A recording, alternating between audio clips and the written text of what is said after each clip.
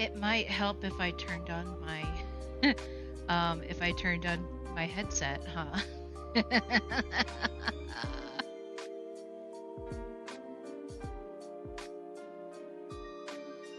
Hi, Darth. I didn't realize my headset wasn't on until just a second ago. Probably because I was distracted by a very fluffy, furry, purring thing. Isn't that right, lady? She's laying on my arm. Plug my controller so it doesn't jitter around.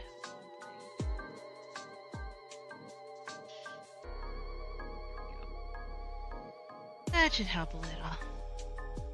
So yeah, I wanted to make sure that I did some of the daily stuff off camera because honestly, it's not all that exciting.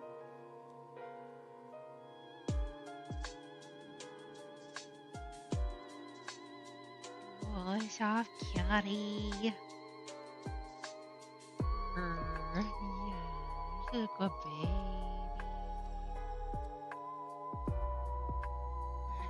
Keep petting.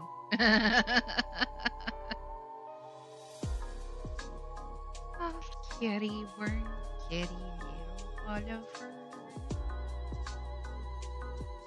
Happy kitty, sleepy kitty, purr, purr, purr.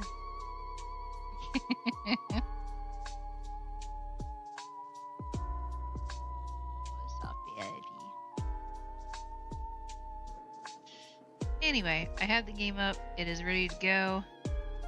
So I suppose we should just get started, huh? Let's go.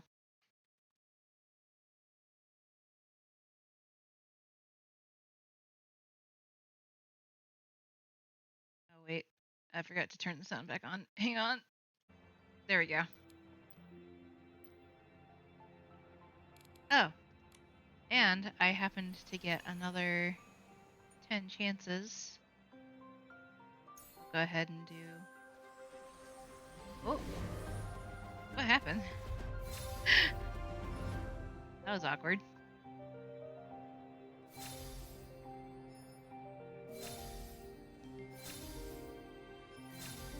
Look, it went black! Dang.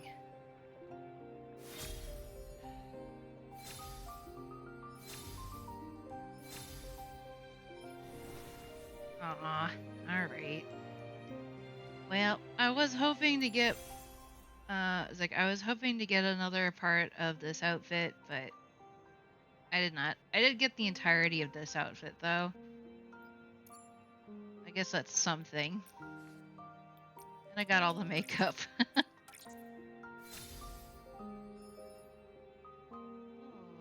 Ready.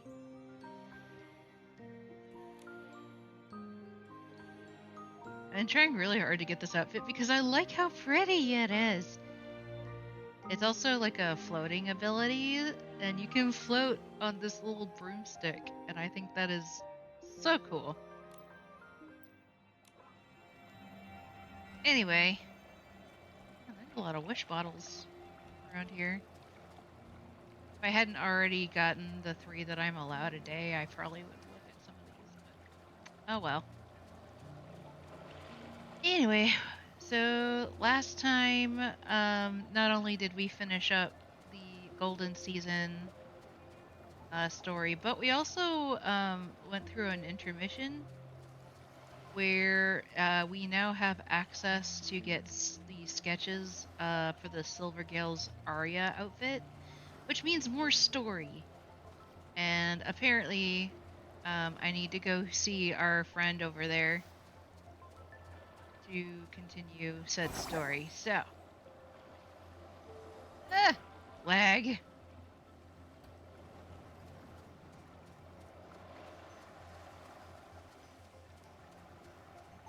Ba-da-dum. Dun. Da-da-dun. Da-da-da-da. Da-da-da. Da-da-da-da.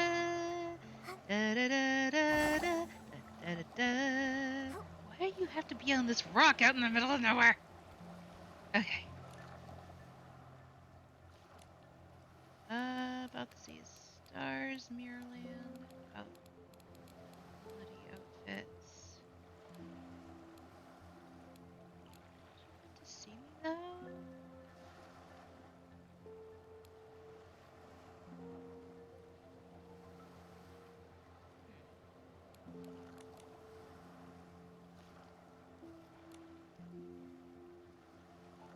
My guidance, you would unravel the secrets on your own. All I did was nudge you towards the truth you were already destined to discover.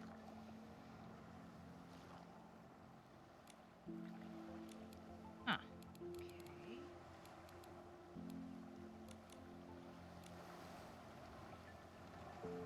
I thought she wanted to see me.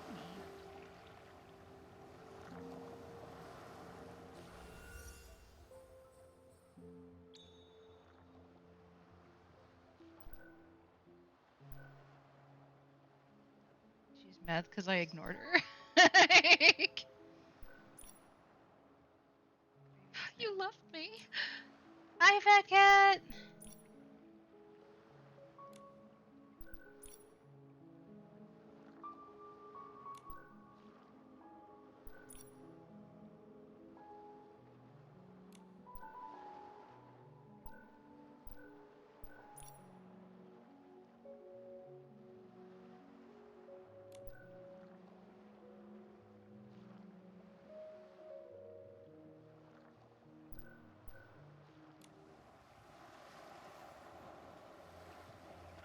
You wanted this. I thought the seer wanted me to come see her, but now I'm confused.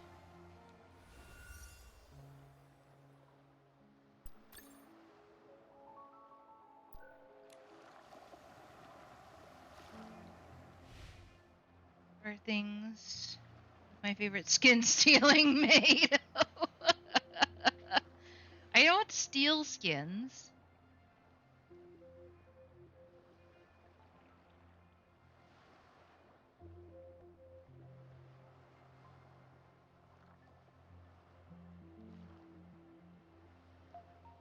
Anyway, doing alright.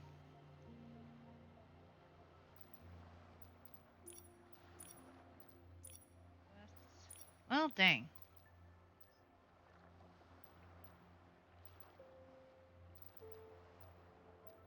Oh, here we go. I have to meet her at the Unbound Wharf. Okay, I see.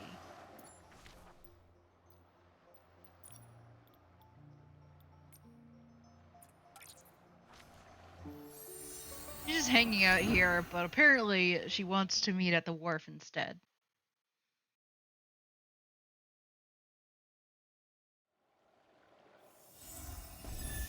What the? Um.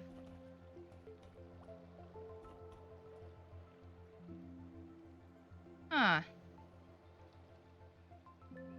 They just spawn like this? Oh. Now she's just floating. Like, how did that happen? He's floating! Can I get a picture of that?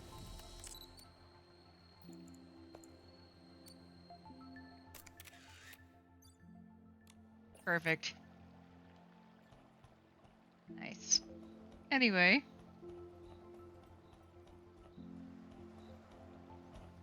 Here we go. Come closer. Let me take a look. The heart of infinity within you was once unbalanced, was it not? Seem to be in good spirits. Not only have you restored balance to the heart, but you've also acquired a new miracle outfit. Born of love and sorrow, the Silvergale's song echoes once more throughout the world, an inspiration that is as bittersweet as dark chocolate. Before I acquired the Silvergale outfit, I was nearly consumed by the heart of infinity. The heart is not to be underestimated. Thankfully, the memories of everyone carried me through. Ana the curator. I encountered her again. Somehow she became a spirit, looking so weak, and using the last bit of her strength to help me. Miss Seer, I'm really worried about Aina. I think it's supposed to be Aina, sorry. It looks like Enna or Aina, but it's supposed to be Aina. That's how I've heard it pronounced. You know what happened to her? After playing in the woods for 5 days, eating field food, I made myself some chicken stuffed with white cheese and wrapped in bacon. That's how we do it. That's how you do it. She paid a dear price for something that happened the last time the world was destroyed. Hasn't time already been reset? She should have returned to the way she was when we first met. You've touched upon a very crucial point. In fact, in order to reset time itself, Aina paid a great price. What do you mean? Even I cannot reverse the flow of time by drawing on the power of the Sea of Stars. Wouldn't that make life too easy? Any failure, big or small, could always be undone. Even to enjoy a flower's bloom once more, one could turn back time. The other side of the scale must bear an equal weight. Sadly, most of the fallen worlds can no longer pay such a heavy price. The moment your world was destroyed, Aina sacrificed herself to give you a chance. Aina, I had no idea she made such a sacrifice. And me, receiving the Heart of Infinity feels like it was just yesterday. But for her, so much time has passed. Even the world has already been destroyed once. Seer, will I ever see her again? The Sea of Stars is an amalgamation of possibilities, so no possibility is ever denied. However, my pink star, if I were Aina, I would wish that this gift brings you hope and not sorrow. Thank you, Miss Seer. I won't give up. I'll make sure her sacrifice doesn't go to waste. Maybe one day I'll even be able to meet her again.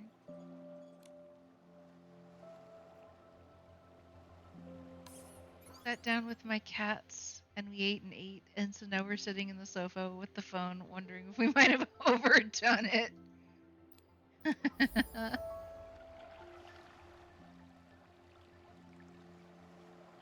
That was random.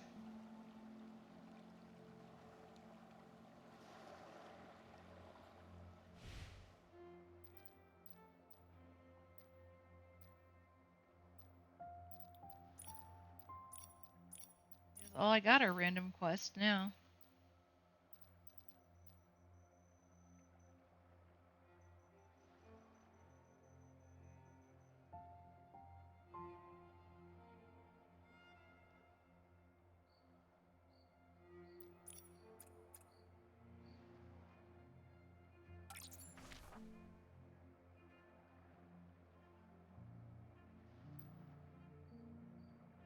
I hope I don't need the bathroom next hour too, because I'm in crawl mode.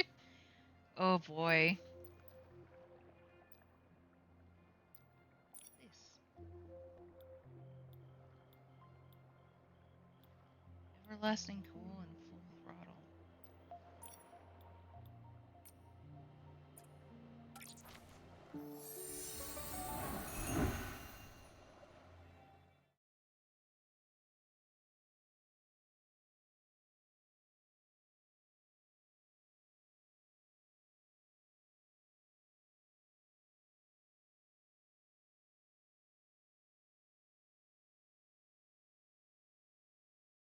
The lady was chilling on me a minute ago. I think she's decided to go off and settle. Yep, she's on the bed now.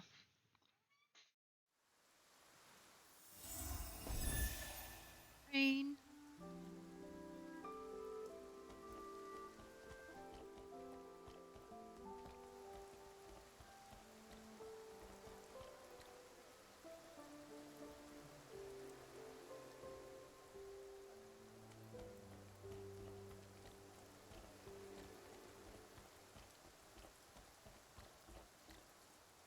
Supposed to be a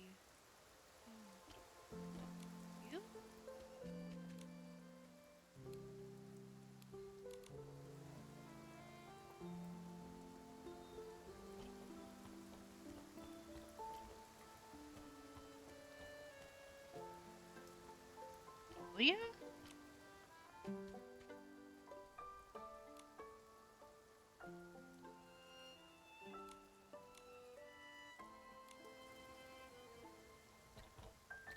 Really, it's not Yellow Bow, right?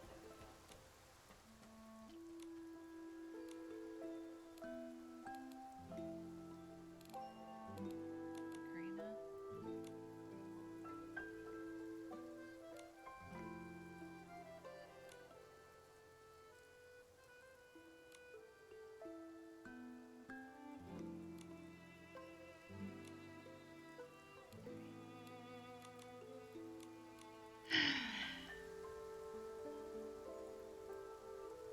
So there's a styling quest around here.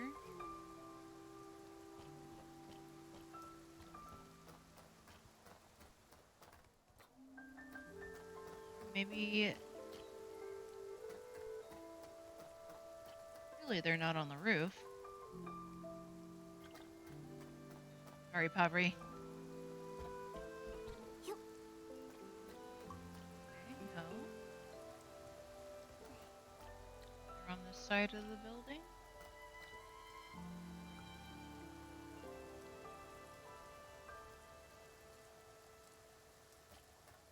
I'm confused. I am confusion!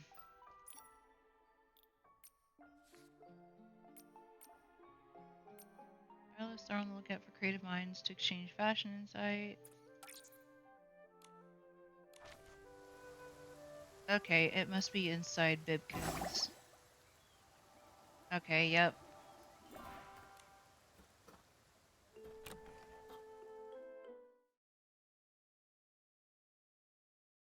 I did go back and beat Adarina again. Because I could. Who do I need to talk to?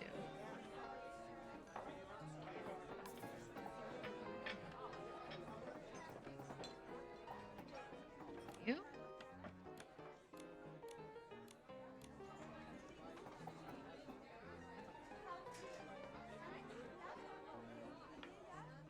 Really, it's not Adarina. Yeah, she doesn't want to talk to me.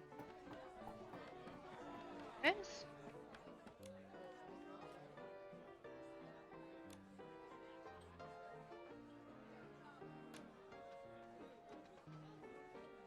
I need the bathroom. Why did I start to talk about it?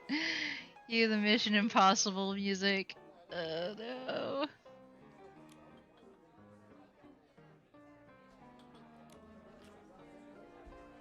Not the Corlin family.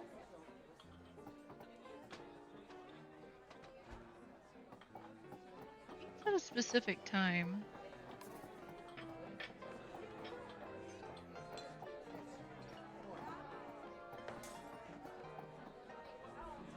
Yes. Or Momo, chill.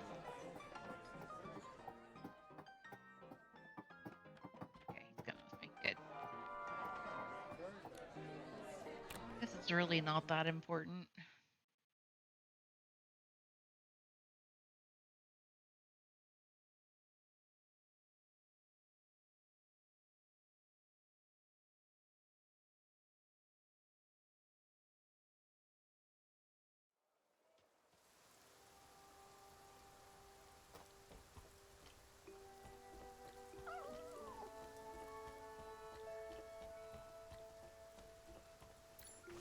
See how far away it is.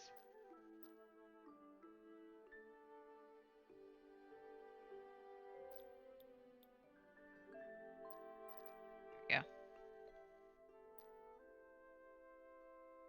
Huh. Definitely quite a ways away.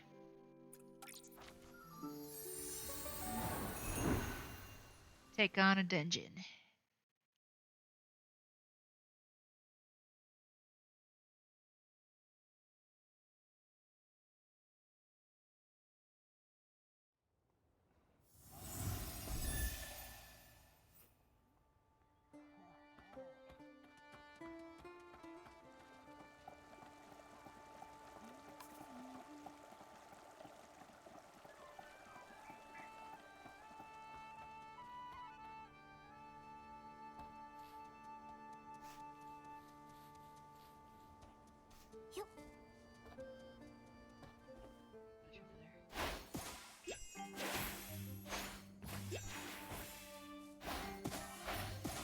At you. Honey!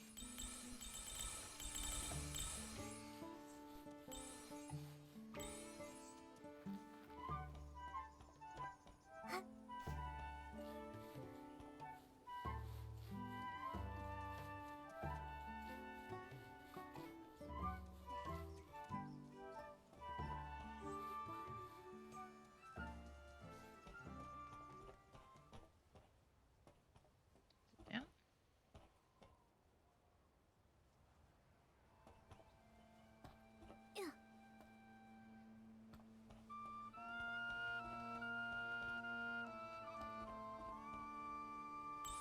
Ah! There it is.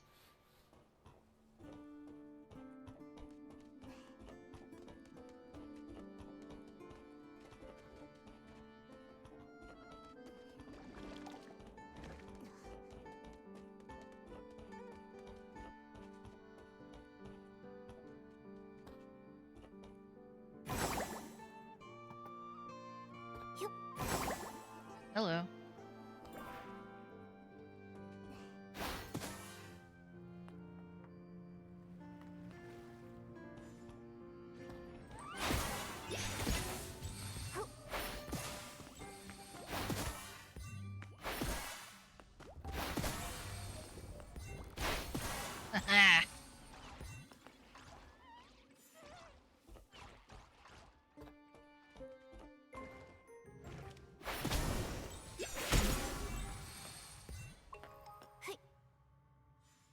Star.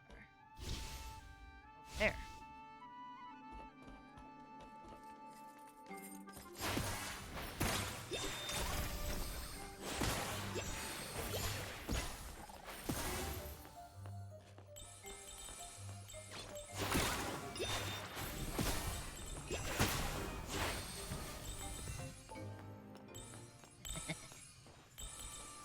Money, money, money, money, money.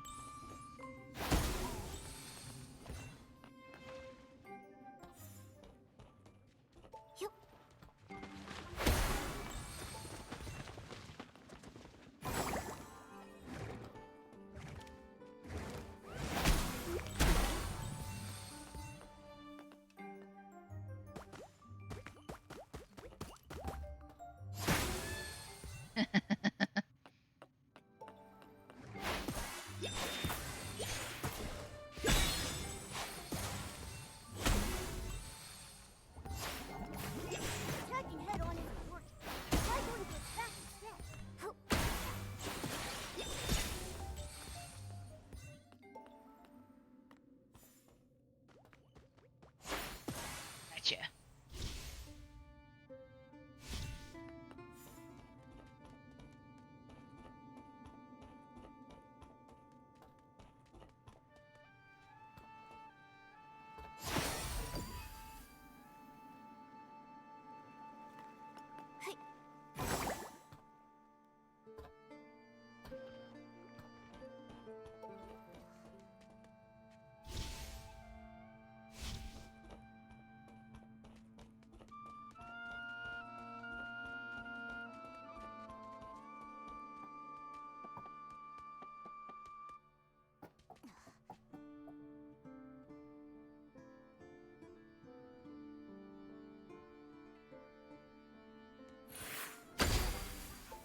Got him.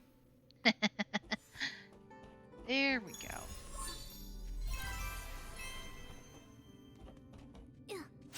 Woohoo!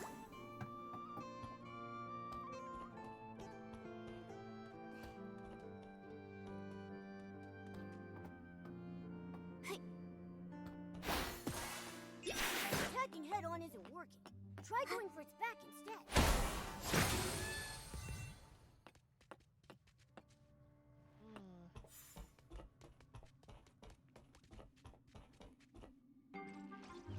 What?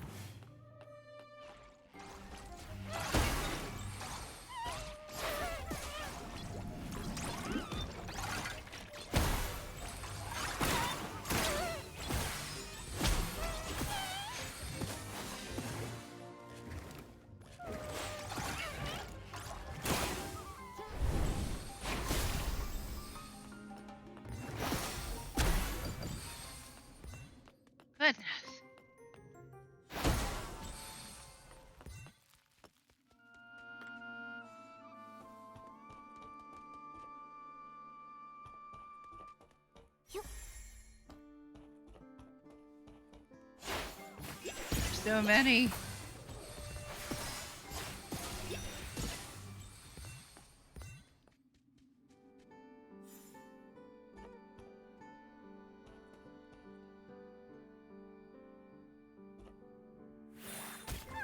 Ouch. Apparently that was a bad idea.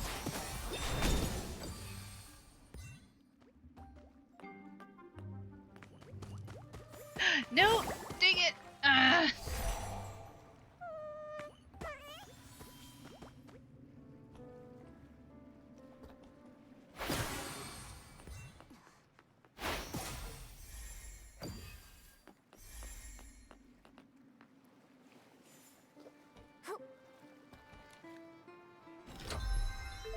Okay, we got it.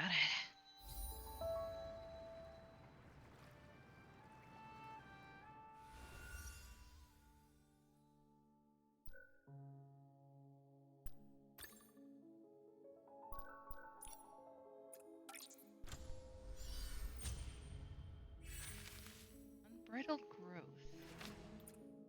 We have enough. Sweet. Ew. Doesn't tell me.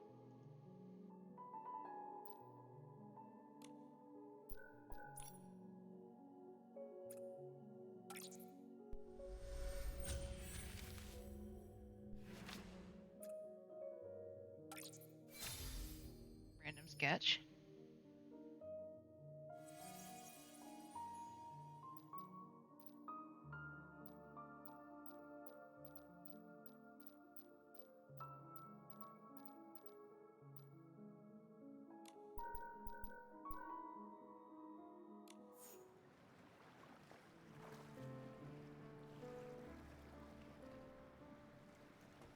You.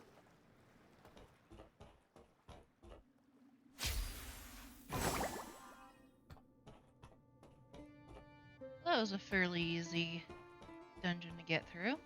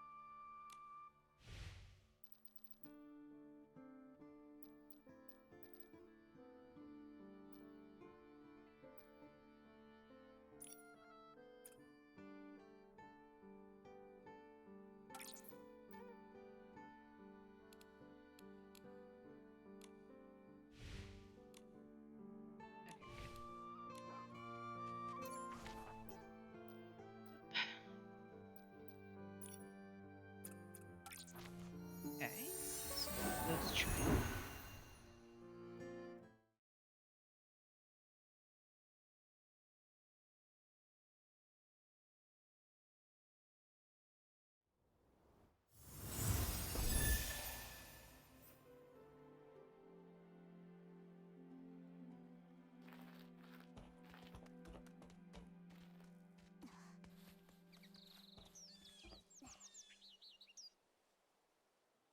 I have to go up and over.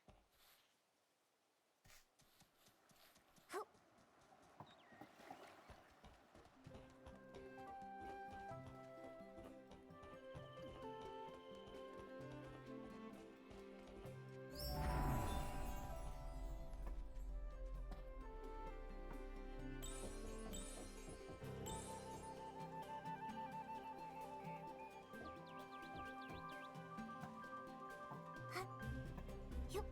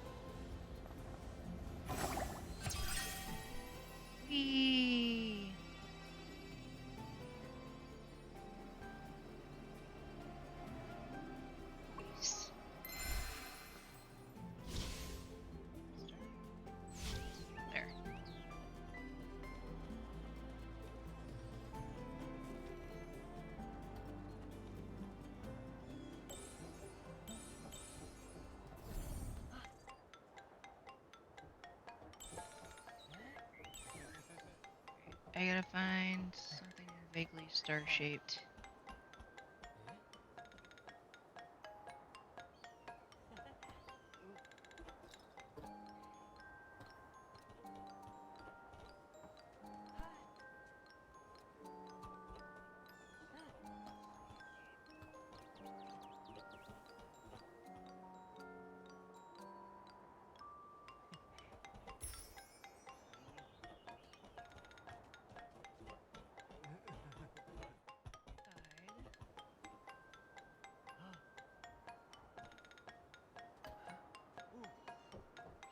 On the other side?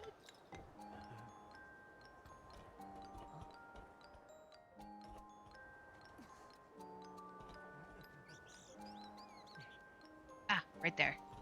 Found it.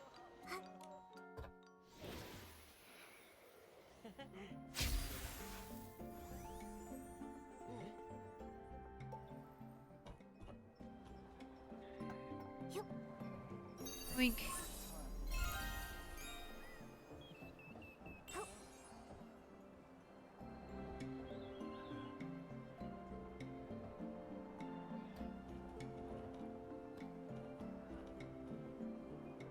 Space somewhere around here.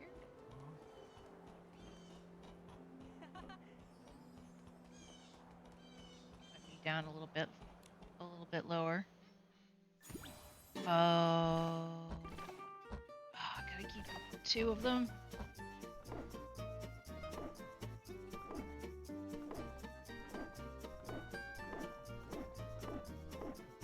Ah!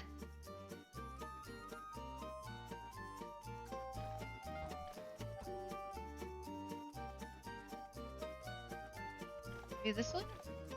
Dang it. Ah! I know that this one doesn't move, so.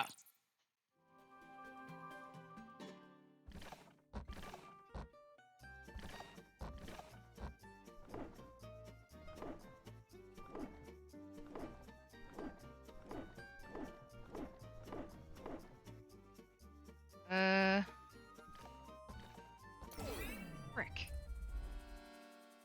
This is harder than it looks.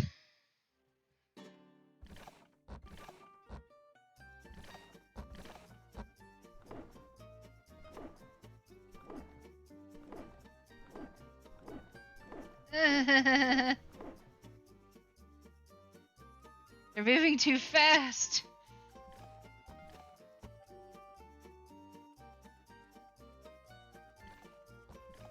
Oh, that was lucky on my part.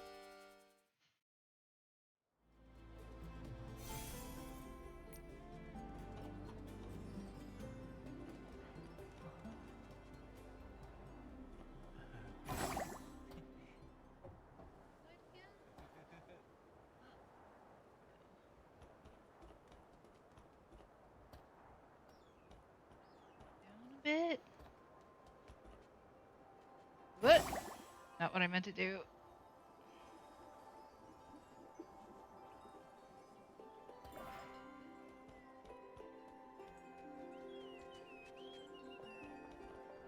That is correct.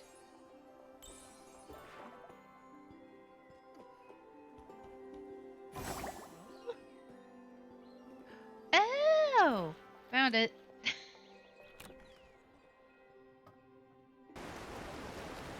Oh, well, that was rather sudden. May there be water.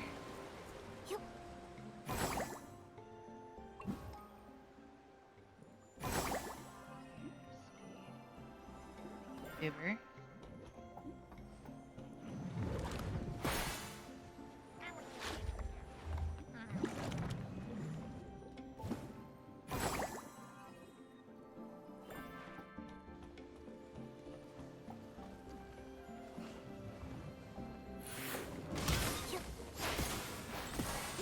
I've crashed the party.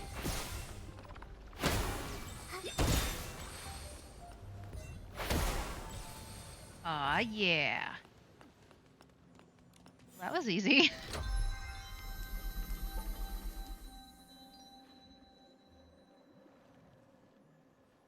Okay.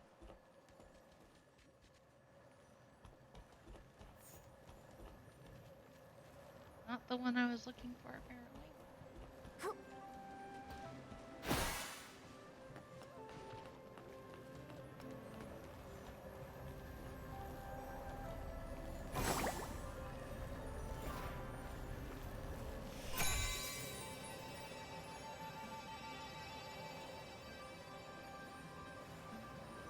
Up here?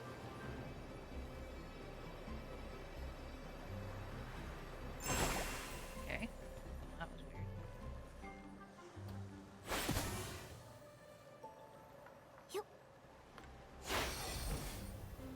For the chat,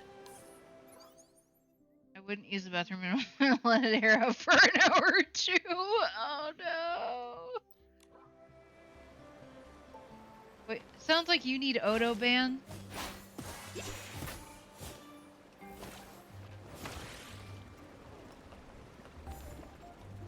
Excuse you, that was very rude.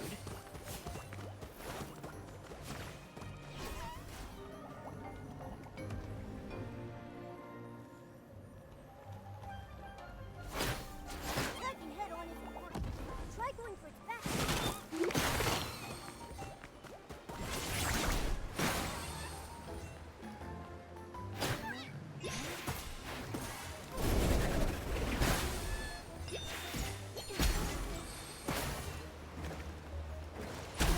Yeah.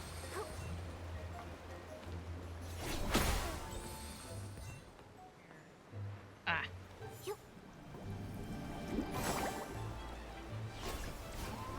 That was a fail.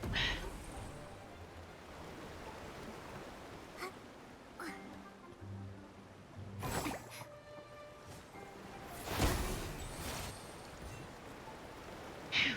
Okay. Sweet.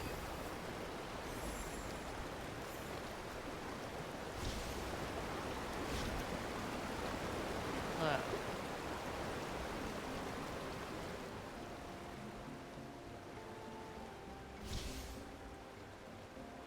It's farther below.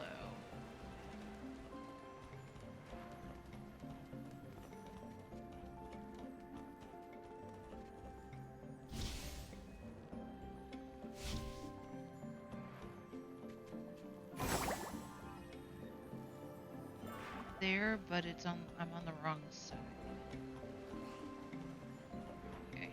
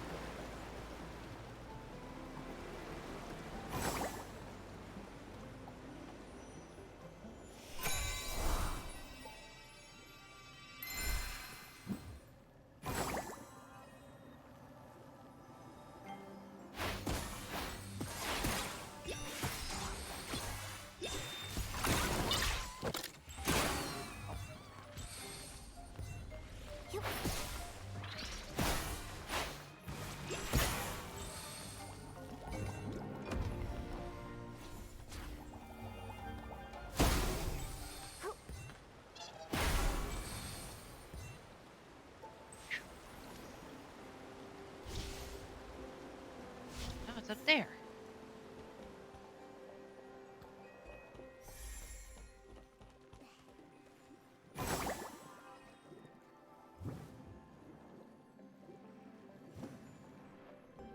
There's nowhere for me to go.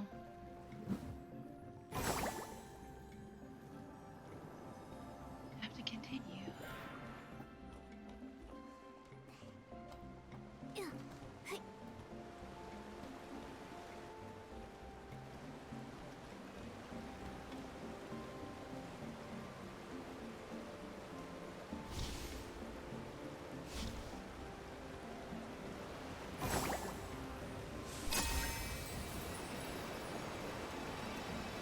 Oh, found it.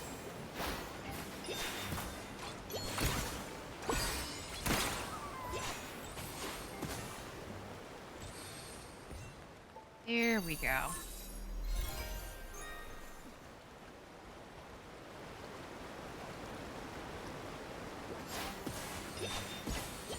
Attacking head on isn't cheap.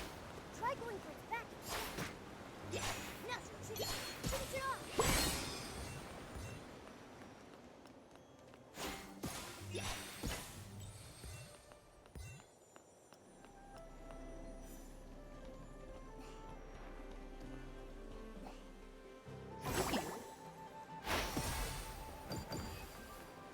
Nice.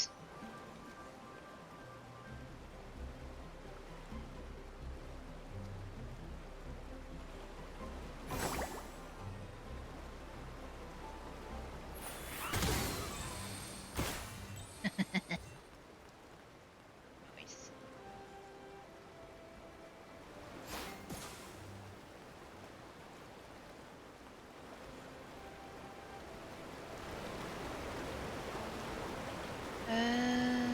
Right.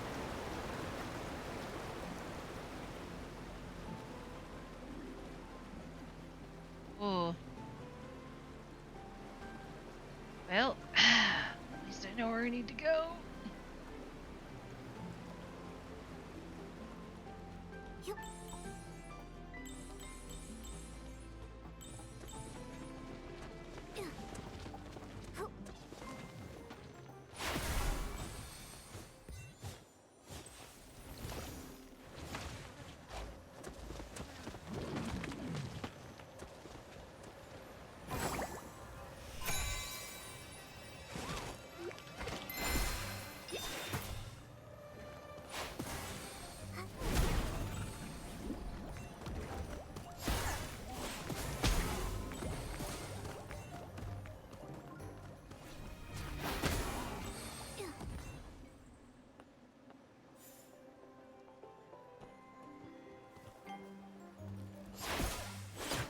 Attacking head on isn't working.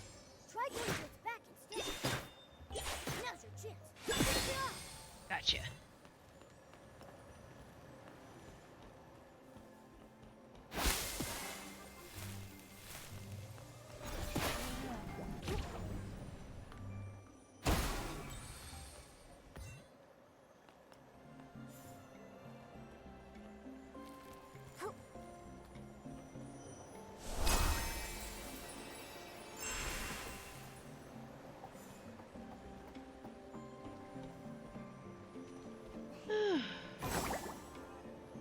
And we did it. An airlock. Help that little kitty decided to release some pressure to little boxes in the bathroom. Yeah, that'd do it. To be fair, though, Lady isn't exactly a summer rose either.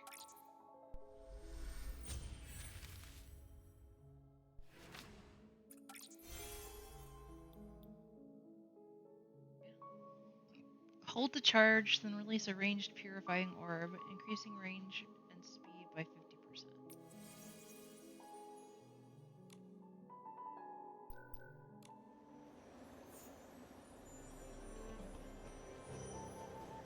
Whoop!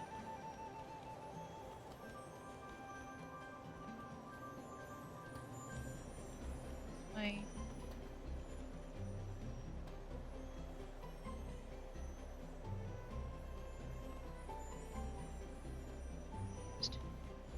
I use my thing? I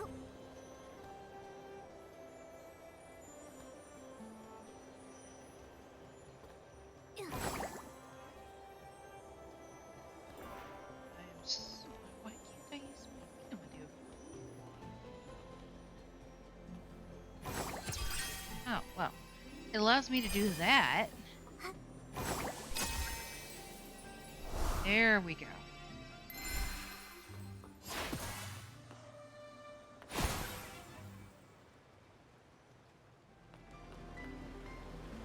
Candy.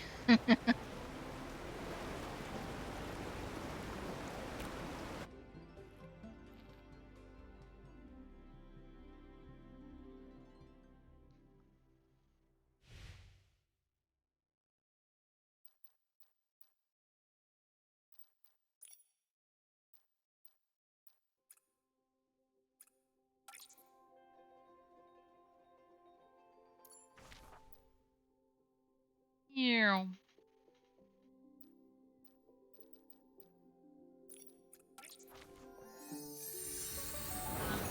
I want candy. Ba-ba-da-ba-da, ba-ba.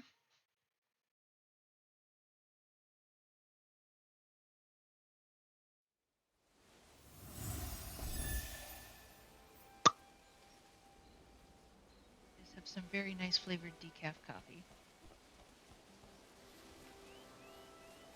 Well, more like a half calf, really.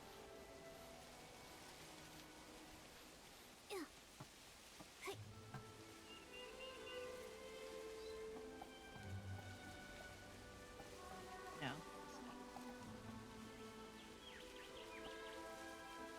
Sometimes there's a specific kind of beetle you can find in random logs, just singing the same thing.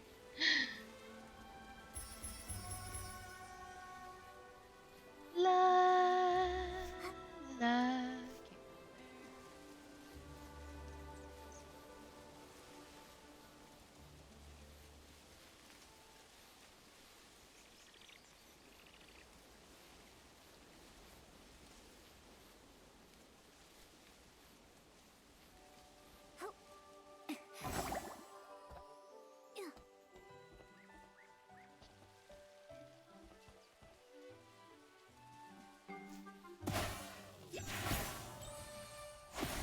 Gotcha.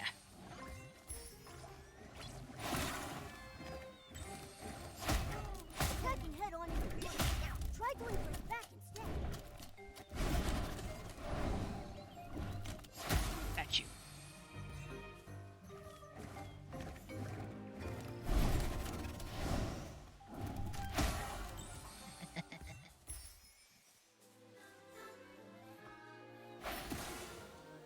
There we go. I have learned that Glimmergrass is one of the best items you can get. Well, one of the best common items you can get in the game. They exchange for quite a bit, which is great when you want to upgrade your outfits.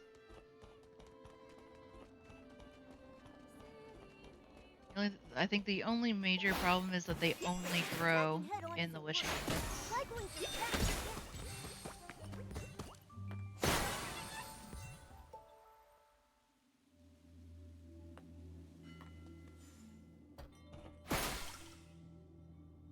Discovery. Sometimes wind stars are hidden behind stone walls. They are very sturdy, so look for a way to break them. Oh. There must be a boulder of some sort that I can push.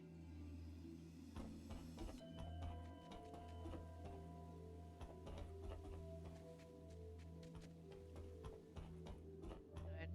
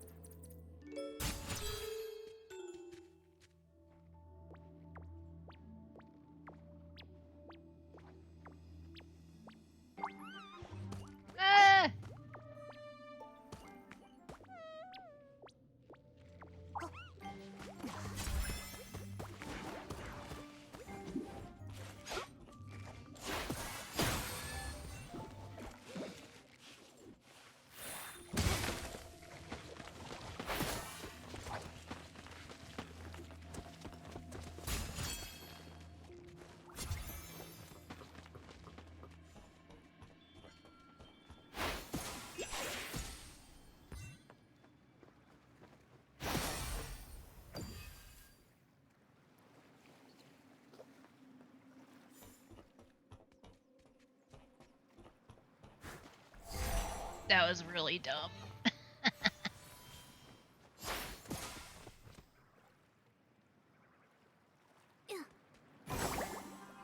Huh, that works.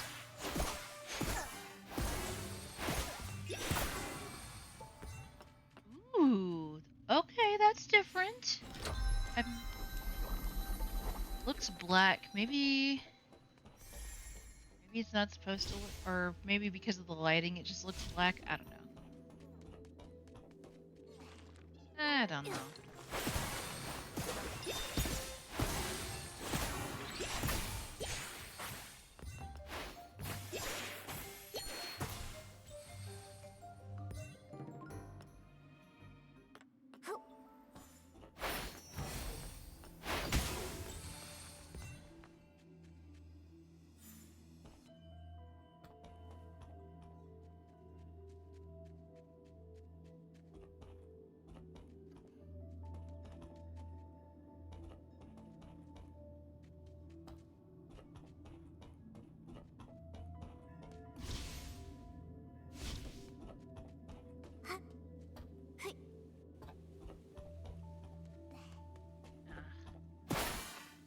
I will figure you out.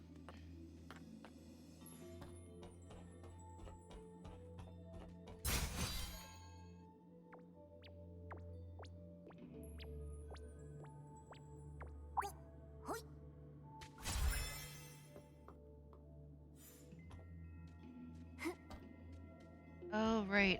This is where I was earlier. Of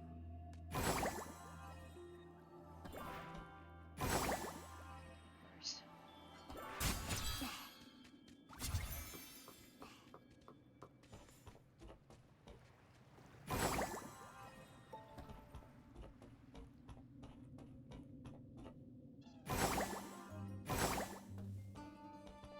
Oh. Ah! Here.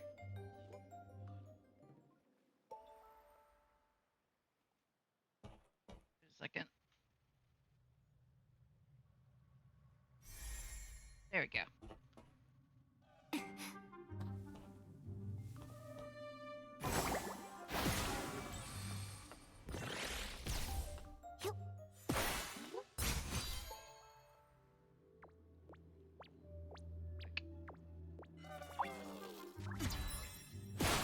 Got it.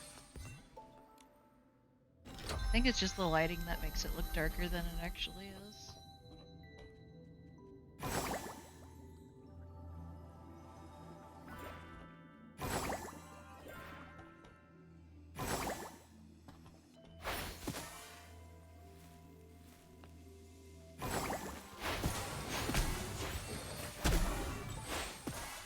Oh.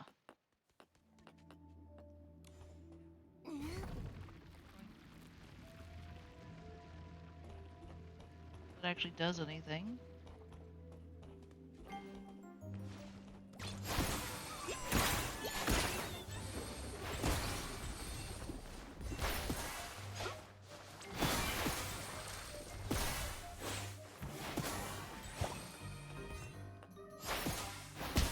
Got it.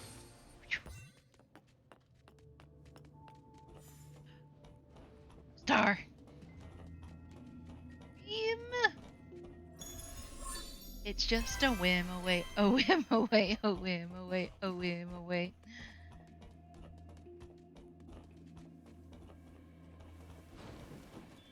Push this one.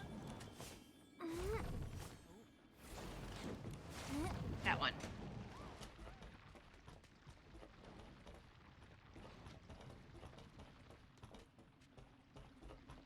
Come on. Go, go, go! Come on! Hey!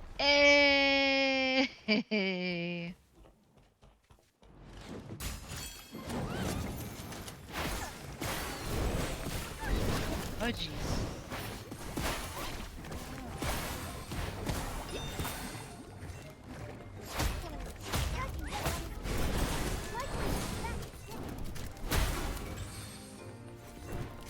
Got you.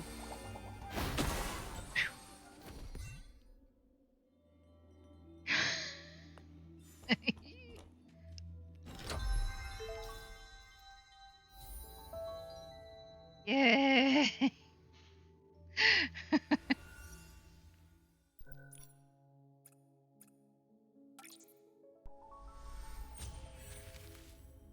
I craft it?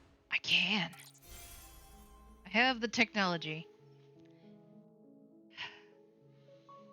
Halves my charge time and adds 50% range. Ooh. And speed for ranged purify orbs.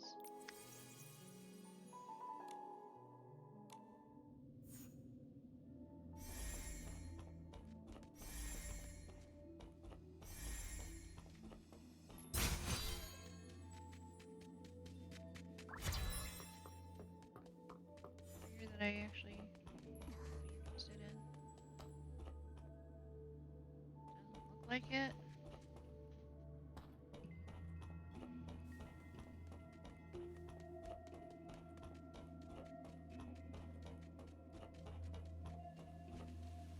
Yay!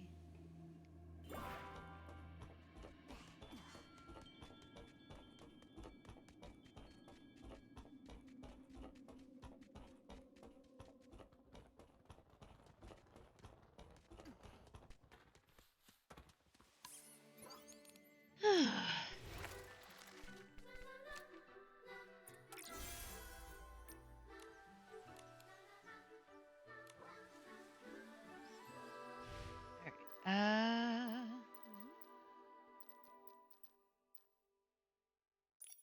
Herbal aroma. That way. But how far that way? Oh, that's actually not too bad.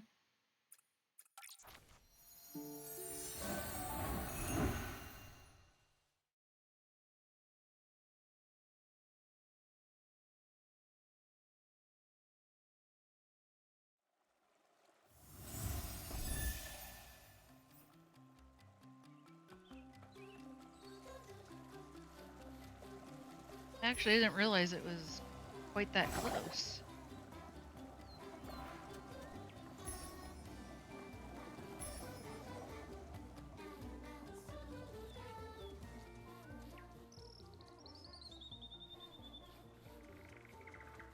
Oh. Pretty.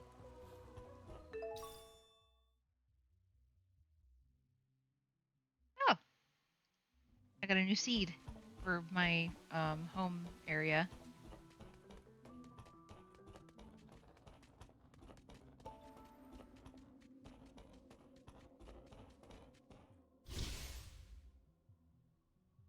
Oh,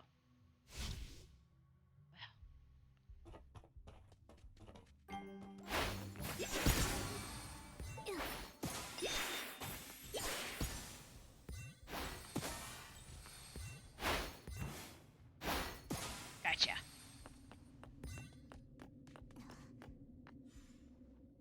Oh, okay.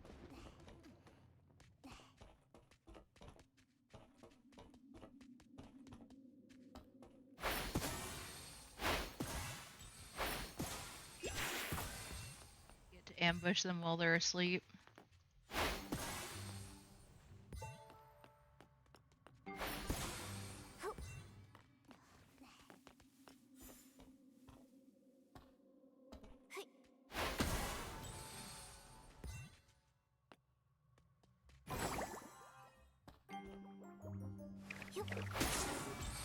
Achoo.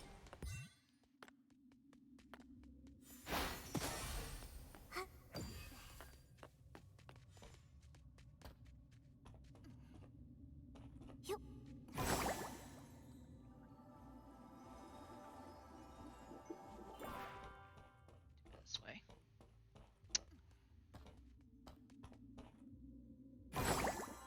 Better. There we go.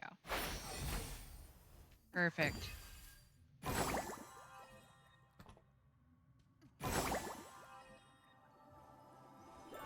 Dun, dun, dun. Oh. Which ones if I can?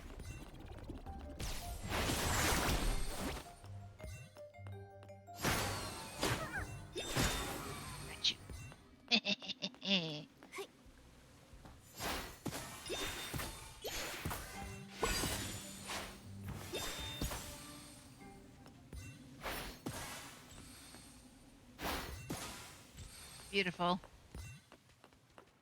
Always nice if you can take them out without too much of an issue.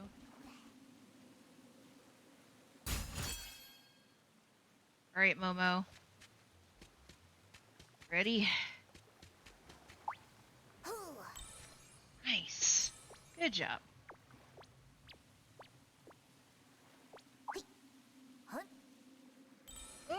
Oh, that was so close.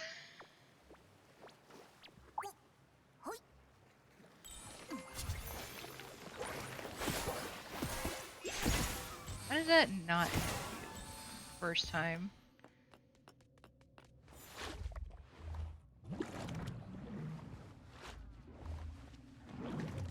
There's the star.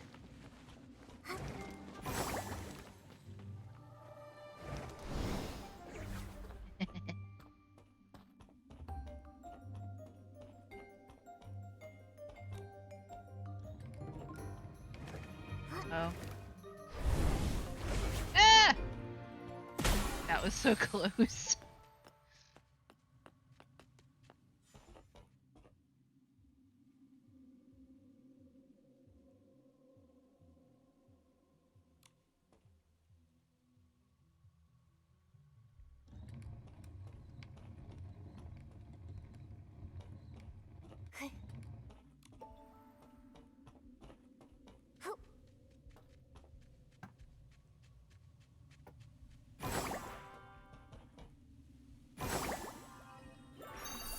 Puzzle solved.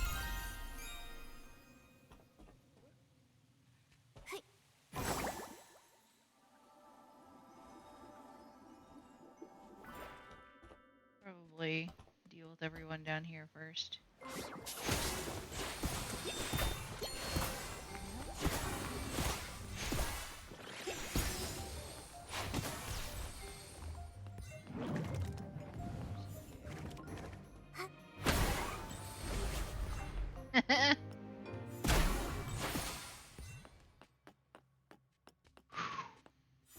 Man.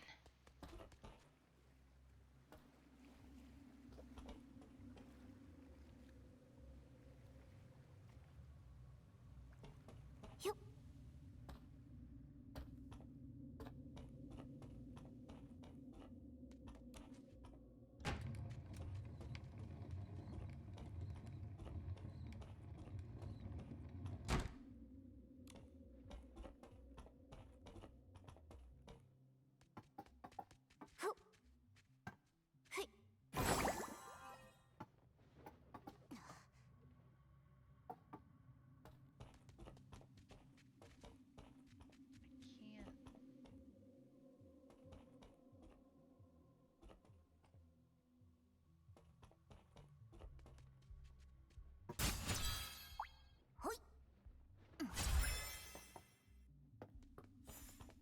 Can't stack these is the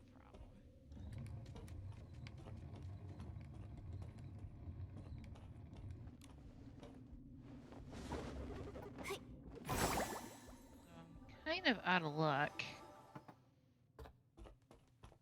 in that regard. Well, no, I don't think I can use, I can't use my gliding ability here.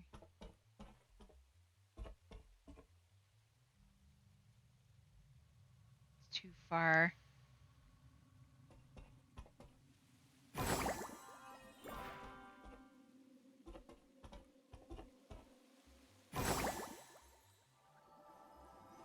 Yep, nope, too far.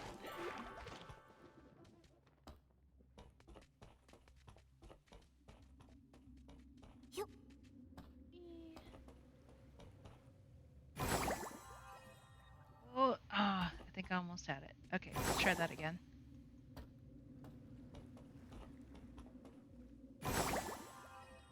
Yo! I did it.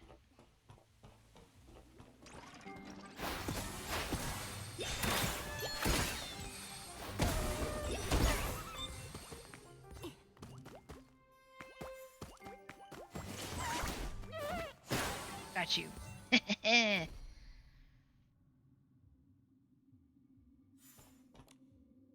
Definitely more combat heavy today, aren't we? I got the aroma.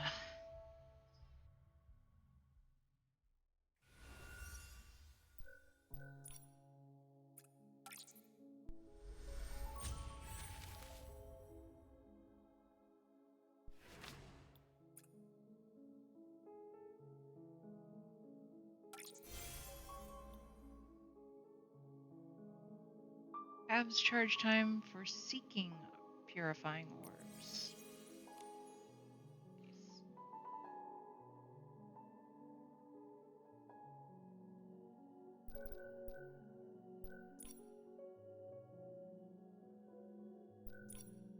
Yeah.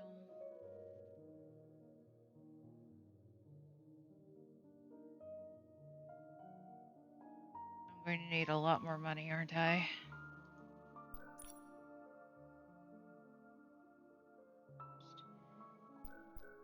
I knew which node was which.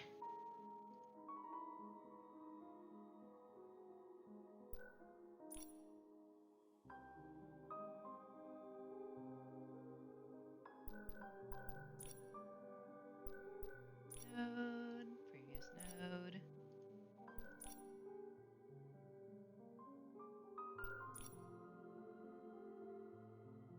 I can't unlock any of those.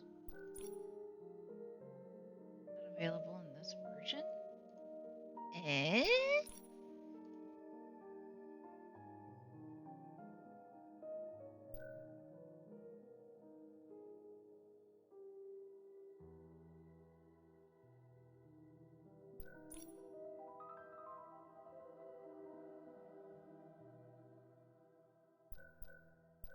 E?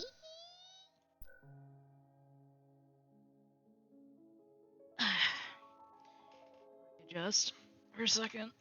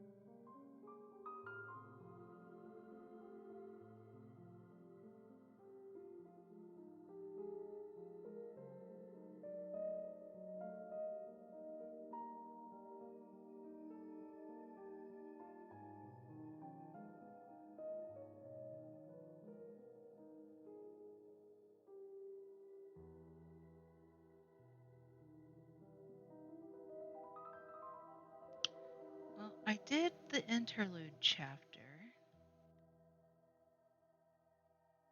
Hmm.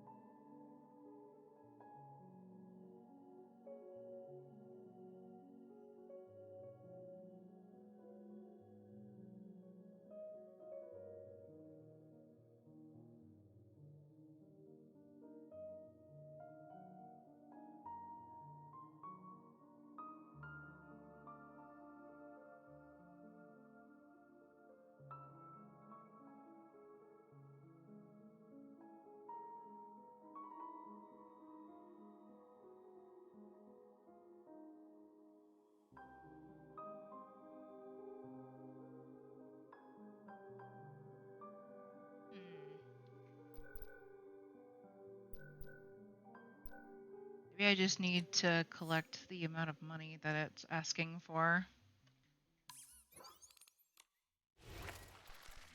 I am woefully short on cash, game-wise.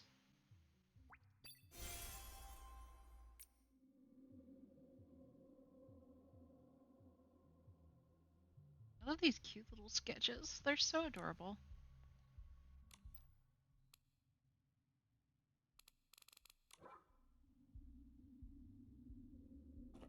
Okay. Wheel!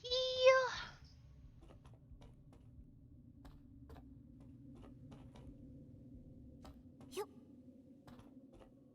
Shrink down and go through here.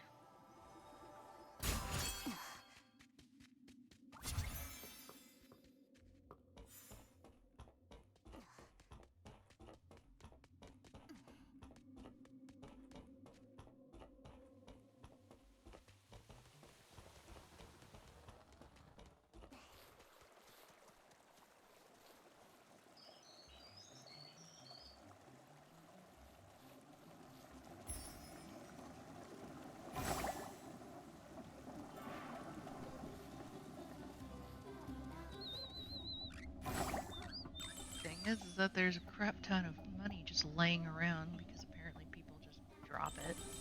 Like, la la la. Yup.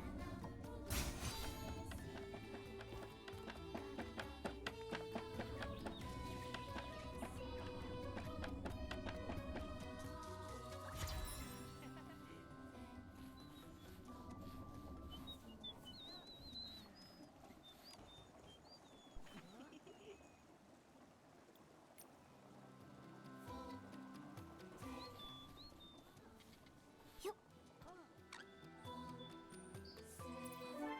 Herb! Hey. Yeah.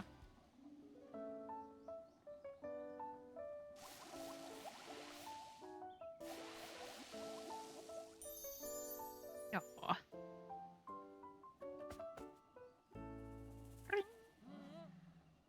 Do do do do do.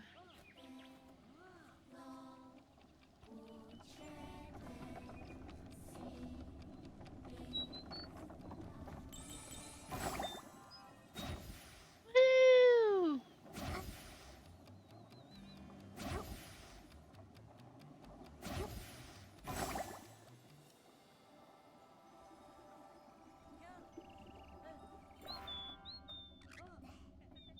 Ah, the chrono trees over there.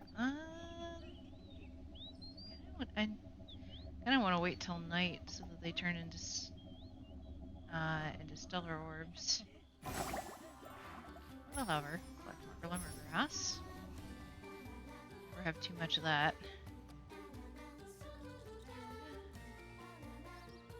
La la la.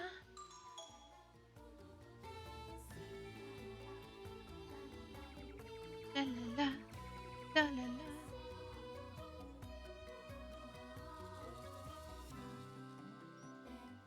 I could try and challenge the Sovereign of Elegant again.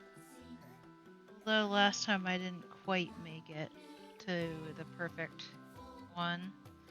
But that was quite a while ago, and I've gotten several outfits since then.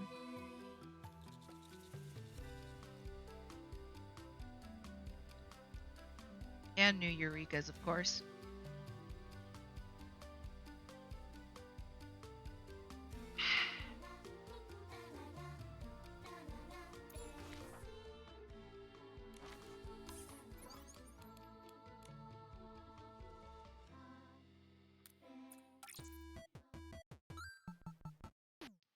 Do, do, do, do, do, do, do.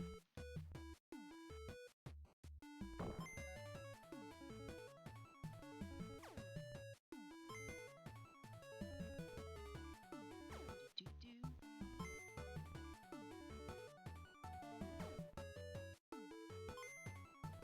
do, do.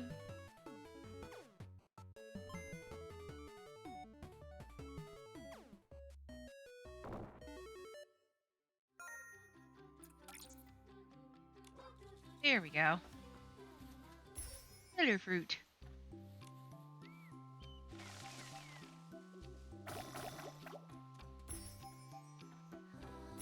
Got it.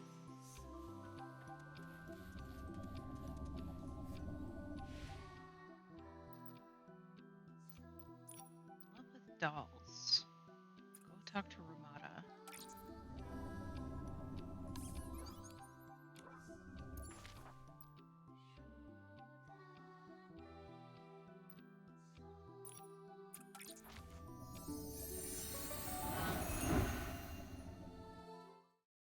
Let's see what Ramada has to tell us.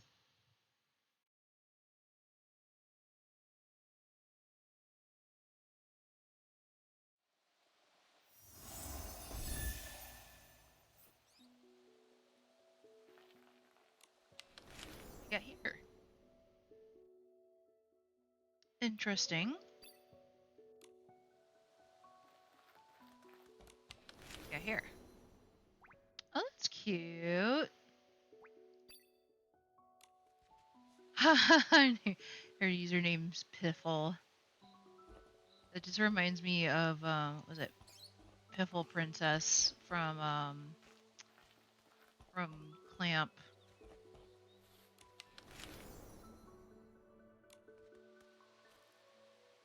I want to. You can. I think you can do a little better, my friend.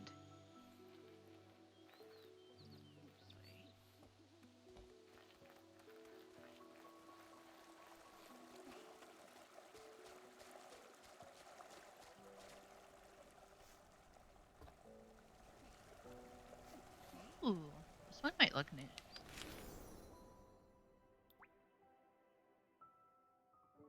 Definitely some interesting lighting. I'll give it that.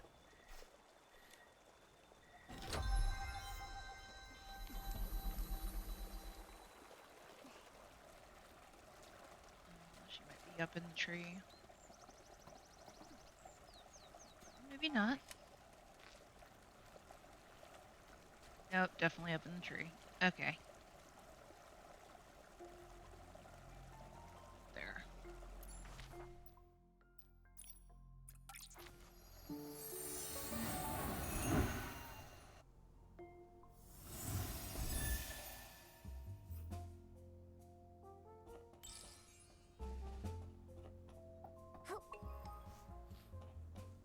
Windstar.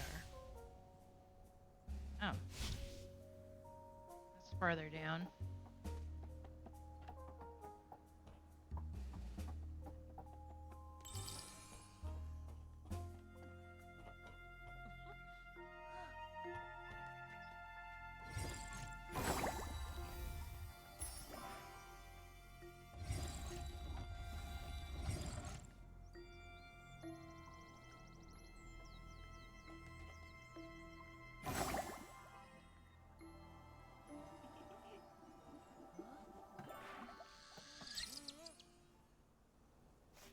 Ha! There's Ramonda. Leave me alone. I'm longing for my lover who is far away in Floriwish. If love sickness is a disease, then I am dying. Alas, every day I see couples enter the holy temple of the Feywish sprite and make their vows. But she and I, we can only meet when I work in Floriwish. Are lovers fated to be separated forever? Nikki, is he the Feywish sprite we saw near the Feywish sprite doll shop the other day? It's him. He looks so sad. Mr. Feywish sprite, can we help you with anything? I just want to see her every day, protect her forever, and be her hero. For those of you who don't know, he's talking about a doll that looks like a Feywish sprite. I don't think he realizes that it's just a doll. Tactfully dissuade. Enthusiastically help. Tactfully dissuade. Let's help. I'll go get her for you. Really? I'm counting on you. She must be waiting for me at the Feywish Sprite doll shop in Florowitch. Right, we gotta go and buy the thing.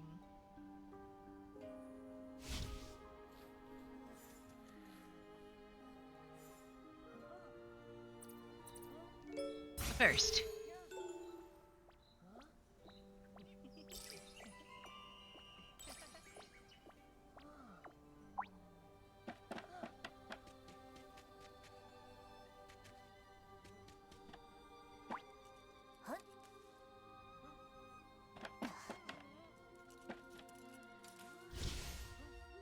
Oh.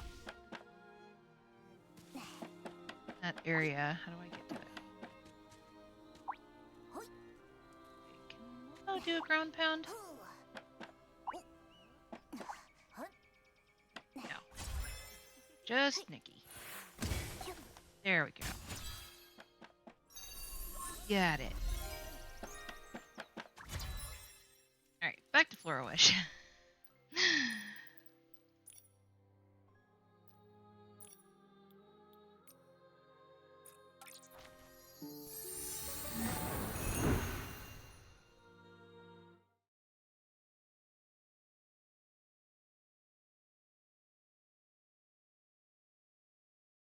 Your breath in our lungs, so we pour out our praise, pour out our praise. It's your breath in our lungs, so we pour out our praise to you. Oh.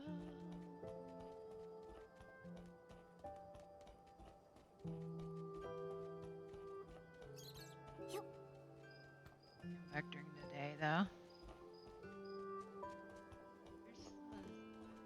Here's the doll. Or wait, no, this.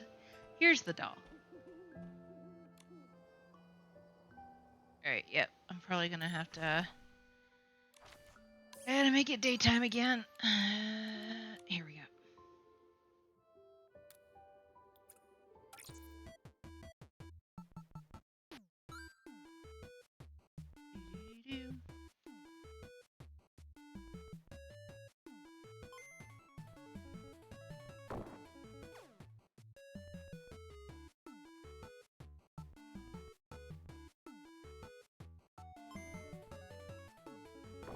Ah!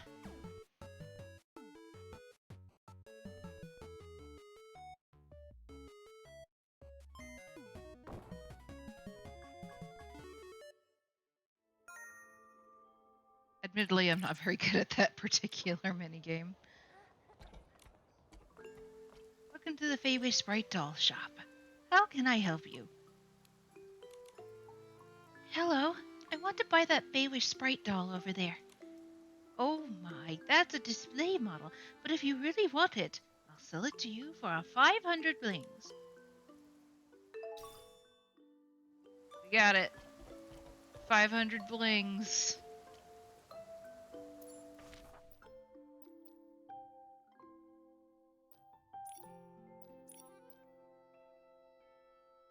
Yeah.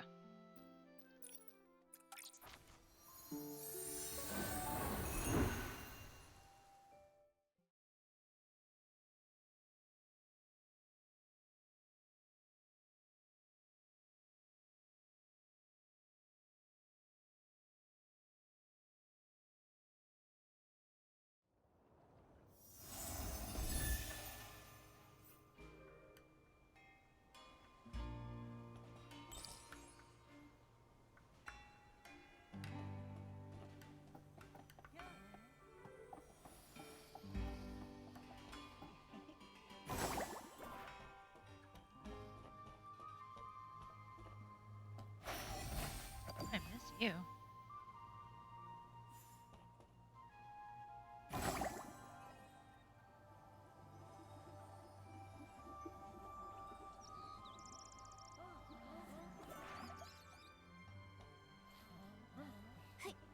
There he is.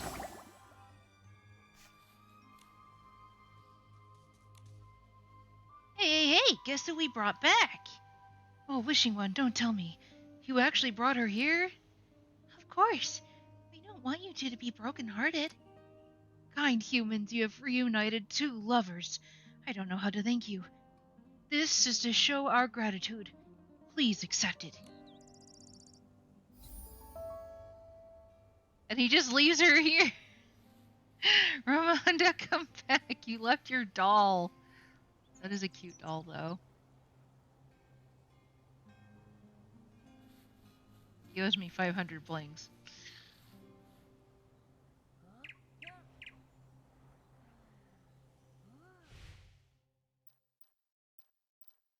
Build inspiration. Weaved fantasy. Where's Biombo?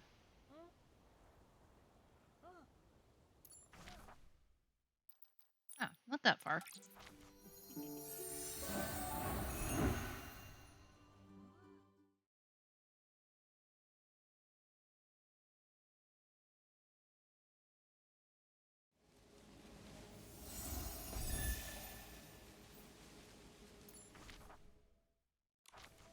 I need to wear some fantasy tagged clothes.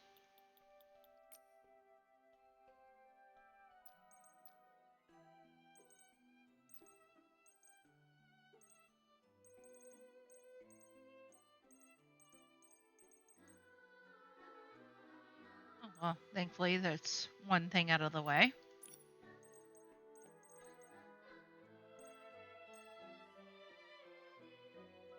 It's Royal and Fairy.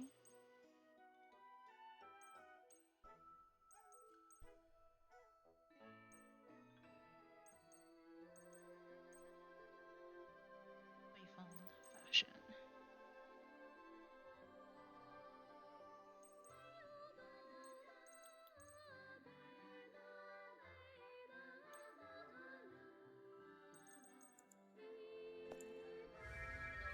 I didn't mean to do that.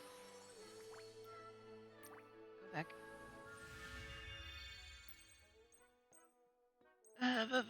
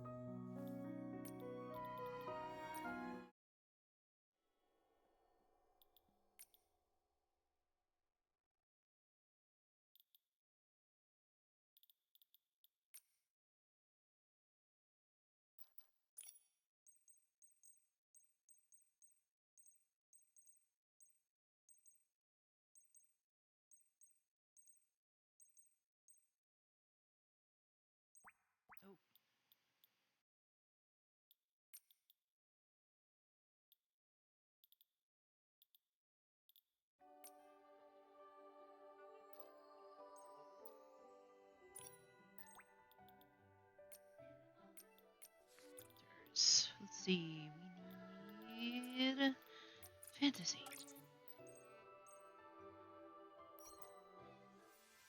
That'll work.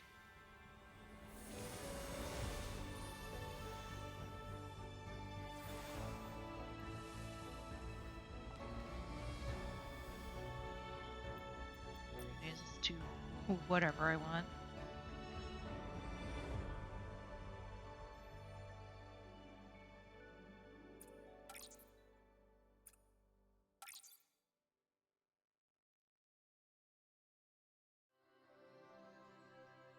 They're pretty.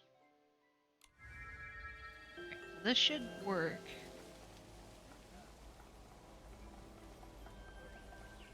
Oh. Okay, no, I've already bought grab that. Oh.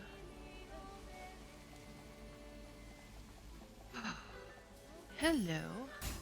I miss you. Apparently I wasn't very good at finding these. Oh, there she is. A little more fantastical. Making wishes leads to an eternal wait. Are you excited to see how this Arosa will bloom when the weaving is done? Issues with inspiration. Can you weave fantasy together with reality and craft the golden miracle into a wearable accessory? Nice if I could see a styling that combines the fantasy elements of two different outfits. Maybe that will help illuminate my golden thread of inspiration. This is the fusion of fantasy and reality.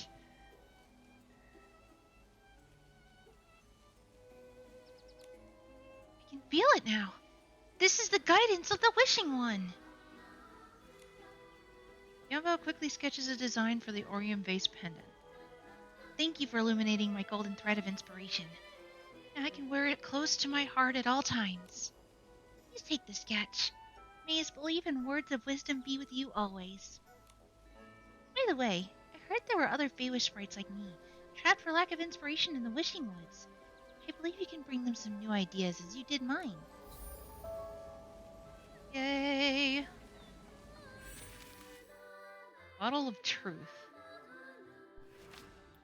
Oh, I need more, let's see, I need command. That should be easy enough to get.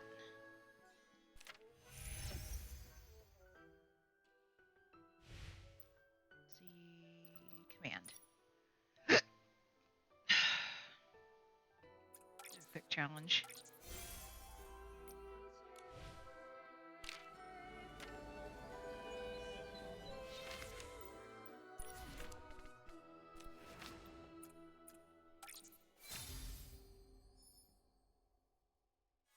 Yay! Ah, sweet. That looks so weird, though. It kind of magnifies her eyes a little bit. It just makes it seem even bigger than they actually are.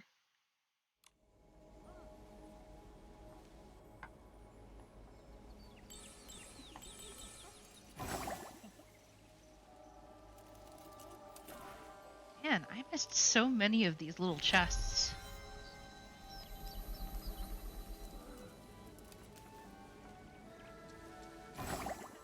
Apparently need to explore this area a little better. Hello, friend. Yo.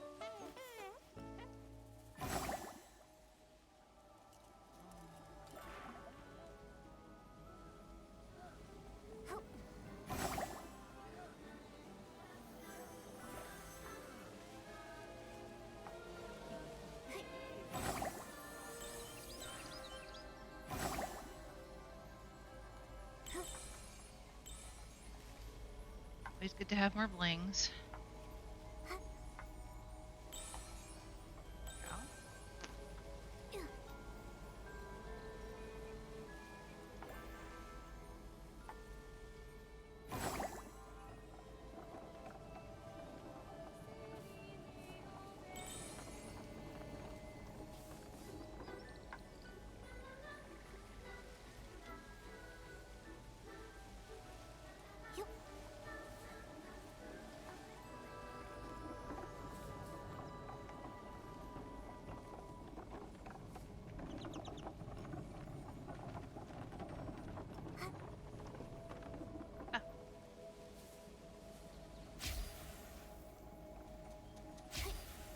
Now, I might need to change into Momo.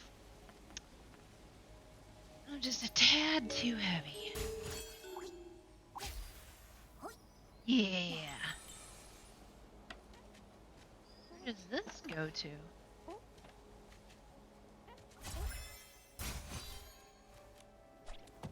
Where are we heading, Momo? Oh, right.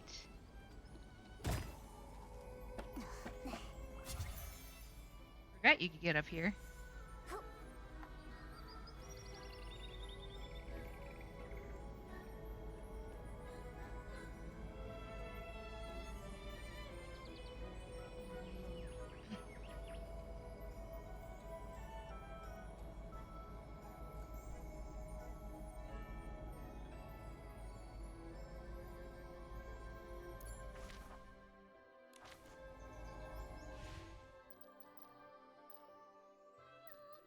I almost completed all of the random quests that I can get.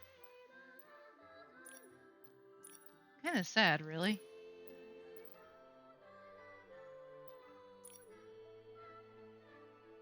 You're a specific handheld and talk to Penny.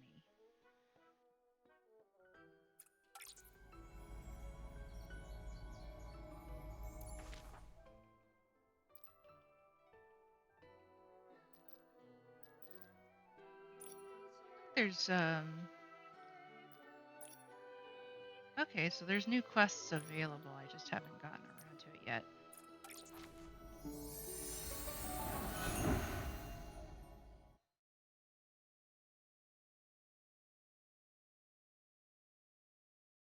I'm hoping that eventually they'll make one of the other countries within Wishfield available.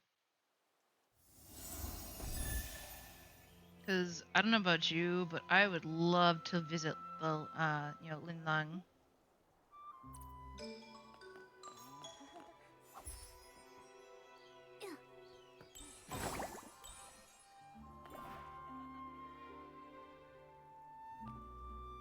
Of course, helping out with the war effort would also be kind of interesting.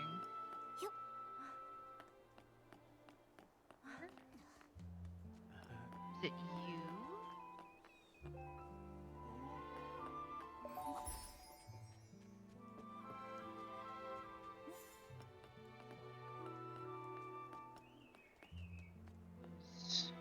Must be one of those time specific ones.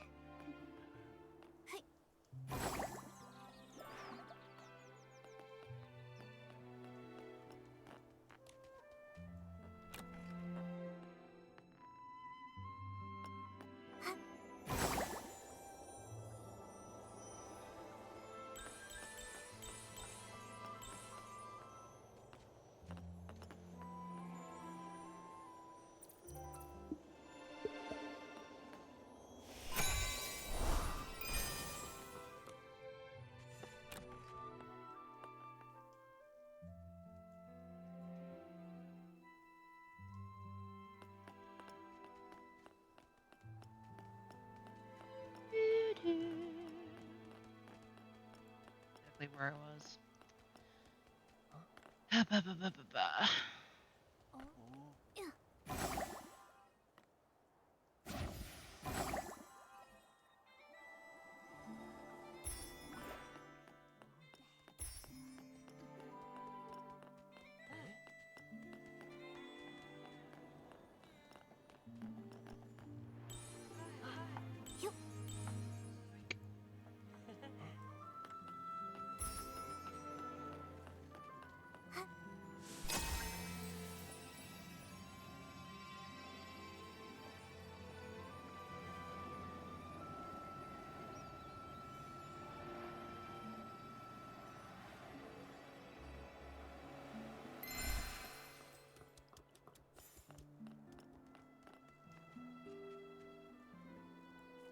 There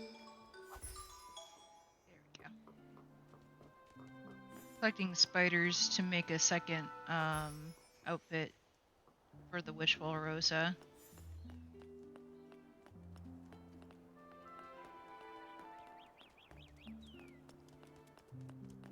Because I'm going to need a lot of spooters.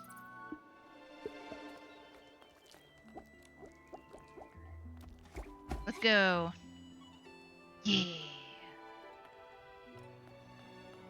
Aha! There's Penny. Miserly Penny. All the ladies from the countryside. Oh, wait. I thought she was older, but now that I look at her, she just has a fancy updo. All the ladies from the countryside who are going to need gifts, especially frequent ones. I just can't bring myself to bring anything too expensive, though. Showing up with nothing would seem a bit stingy. Maybe I should take something fragrant? It's not too expensive, but still popular. Uh, so I need to have a handheld. I think I might know what she wants me to hold.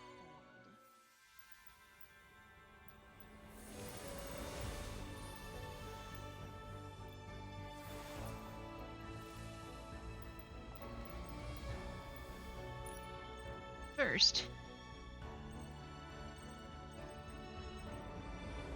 outfit that I just got. There it is. Okay.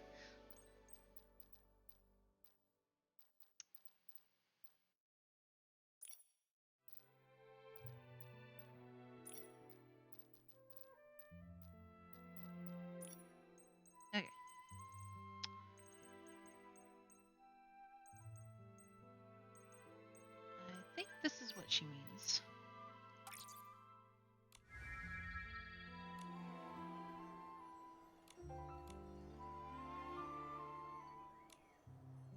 Oh dear, what is this delightful fragrance? Isn't that a bouquet of lavender fringes? It's been ages since I've seen them growing on stone trees this tall. It brings back memories. Penny twirled around with a playful smile, effortlessly sketching a design. They say gifting lavender fringes is like giving a blessing. Quite romantic indeed. With one in hand, you don't even need perfume. I know. I'll head over to Stoneville, pick some lavender fringes, and make a bouquet myself. My handiwork is pretty good. I even made this wig myself. Although it's not made from the best materials, it still looks quite exquisite, doesn't it? It'll be perfect for the party. Thanks to you, I found the perfect lavender fringe bouquet. This sketch is for you. That was a fairly easy one. Prize invitation. Not too expensive and smells great. Wearing this is sure to make you popular. What a perfect choice for an elegant gathering. It is quite pretty.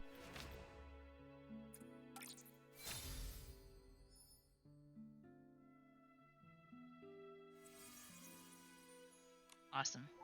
Well, that was easy.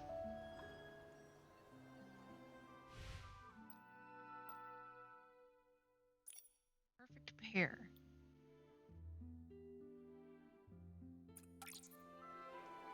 Alright, where are we going now? That away?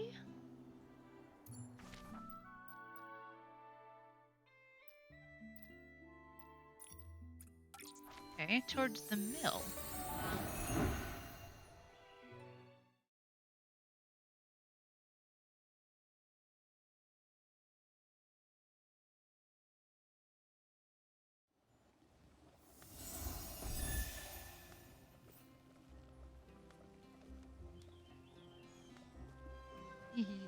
I look so cute. Oh wait, hang on. I can.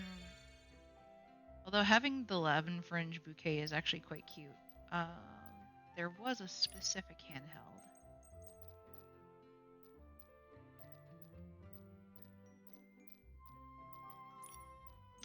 Here we are. Get the sunflowers.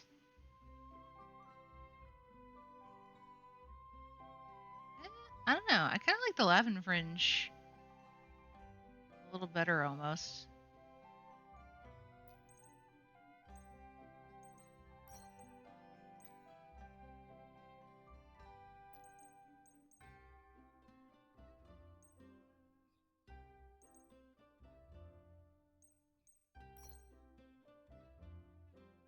Also have the wand. Oh, that's kind of fun. Yeah, I'll stick with the wand. I look like I'm ready to cast a spell. Alright, looks like over here.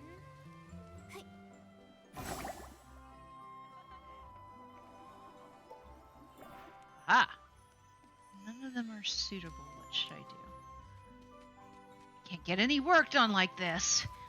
I'm a straight cut skirt with a straightforward personality. I say what's on my mind. Used to be worn for field work, both quick and efficient. Now I don't know why, but I feel a bit off when I move around. I'm eager to see the designs of others. During country-style activities. Hey, your outfit matches the country-style look here in Stonewoods. Well, perfect. I didn't even have to try.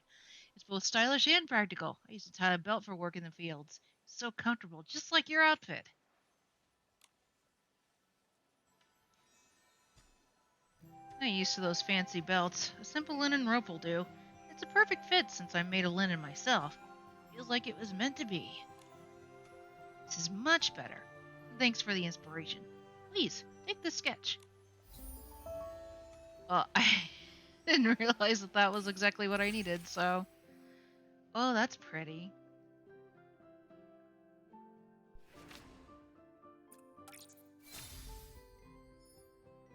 Ooh, I like the little detail on the bottom. This looks really comfy. It's such a cute little sundress.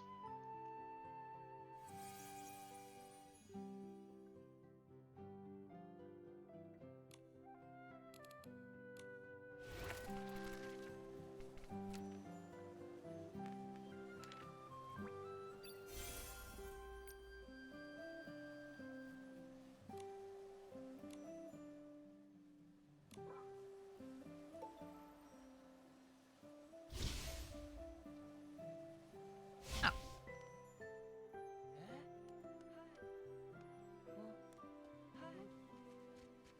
Eh?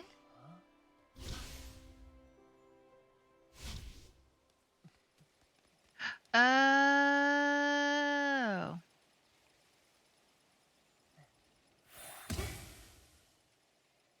What's the other hole for this?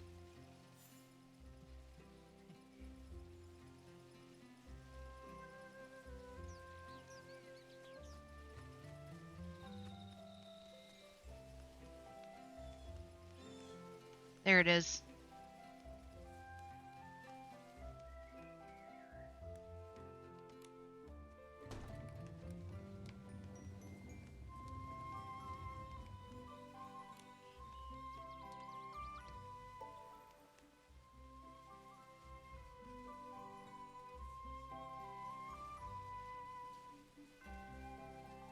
Oh.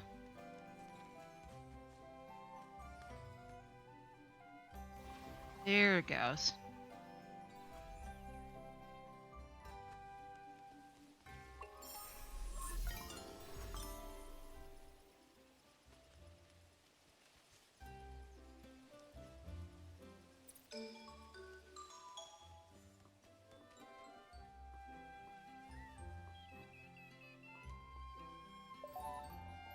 Got you.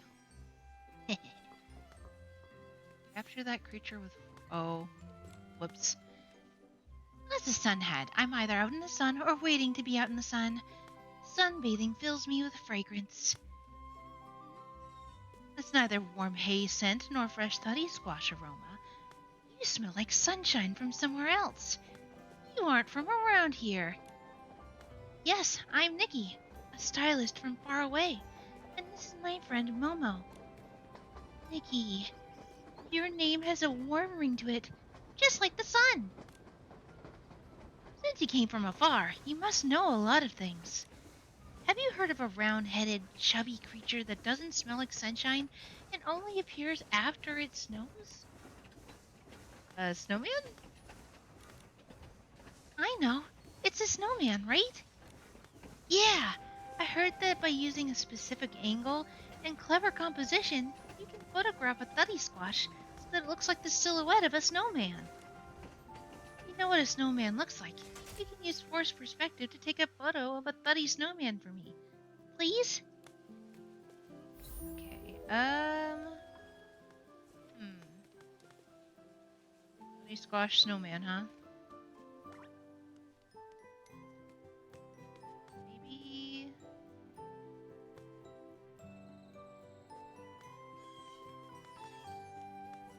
Oh, hang on. Right there. There we go. I got it. Turn Nikki off. There we go.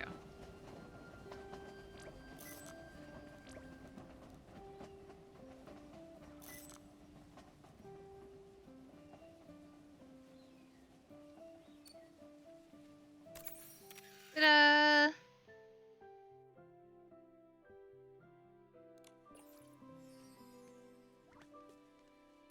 Here you go, Stella. Other Stella.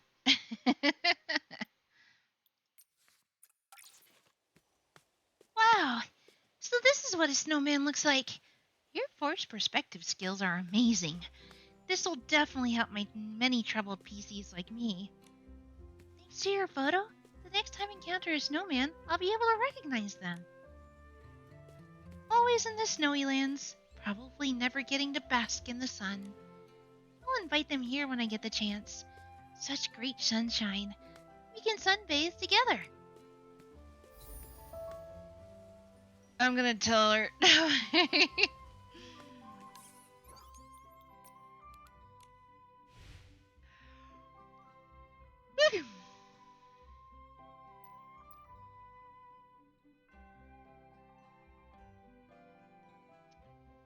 Observation.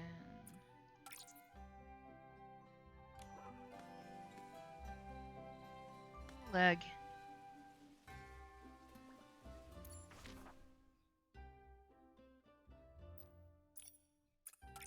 Easy enough. Whoosh.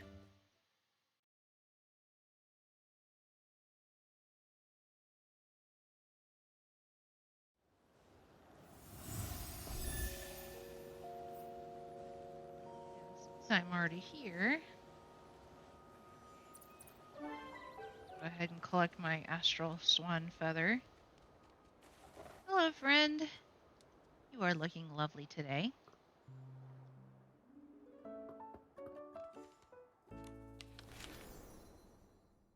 It's a little dark.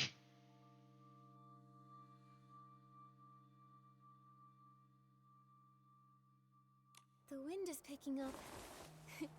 Mama, be careful. Don't blow away. It's just a light breeze. I'm not worried at all.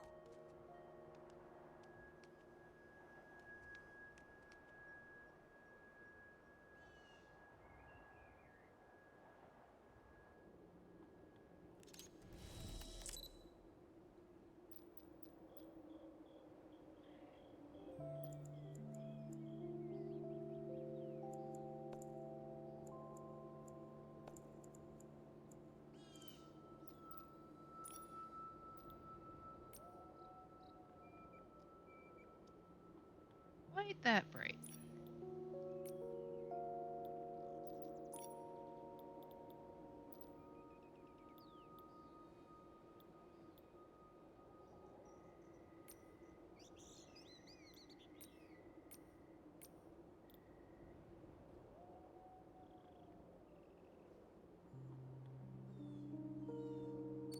That's cute.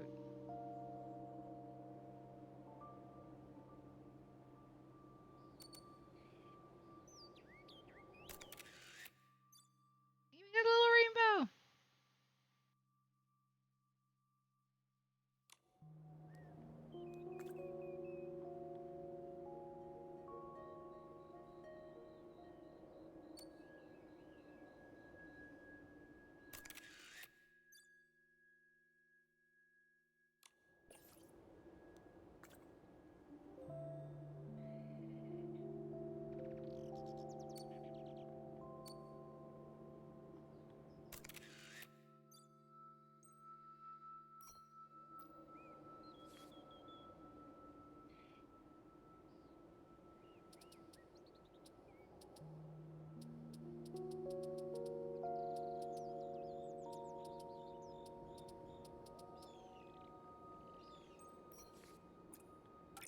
There we go.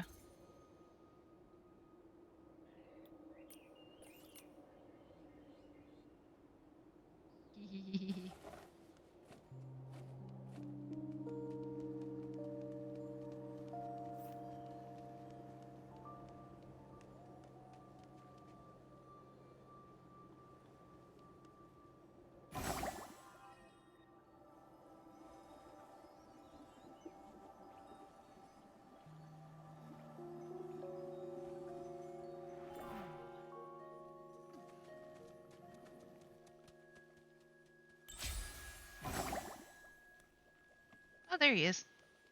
Hello, Professor. If I spent my time fishing instead of teaching, I'd not only have a lot of fish, but also a wealth of knowledge. You've returned, my young friend. Oh, it sounds like you were expecting me. I suppose you could say we share a bond unique to seekers of knowledge. The Stellar Fishing Ground is a famous spot among fishing enthusiasts. Even if it meant crossing mountains and rivers, I'd had to see it for myself.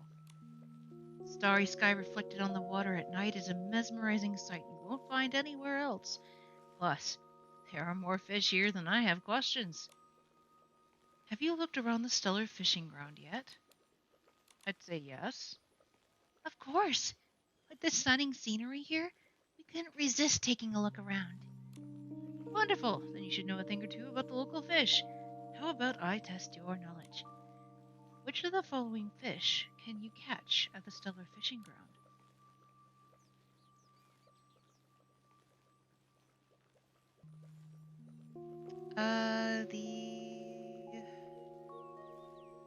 I believe you can catch the cone belly. Ah, dang it.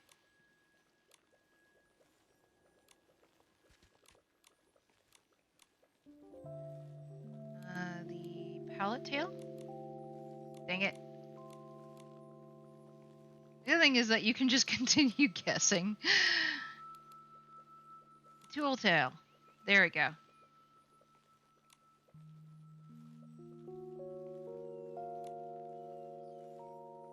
I've spotted other types of fish besides the tool tail. According to ecological reports from Stoneville, the Stellar Fishing Ground boasts a wild variety of wildlife.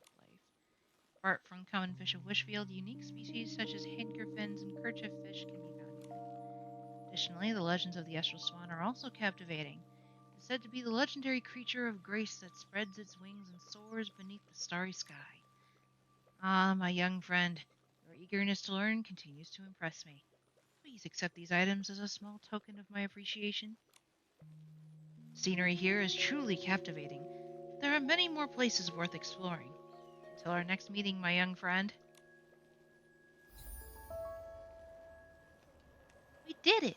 We did it! We did it! Yay! Yeah, we did it! We did it!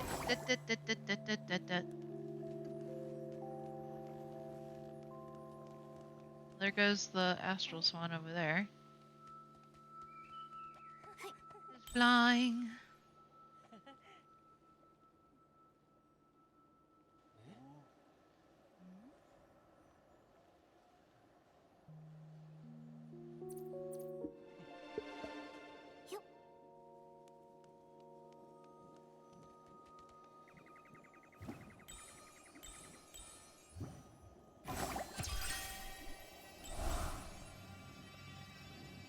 Whee!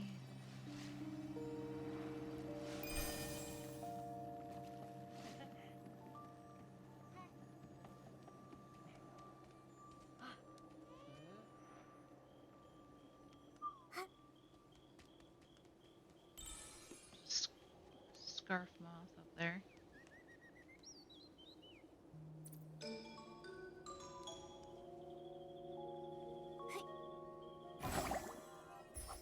Got it.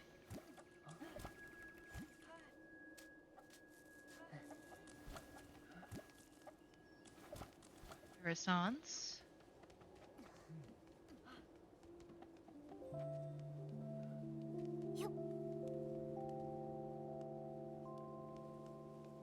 Really, this is a good area to take photos.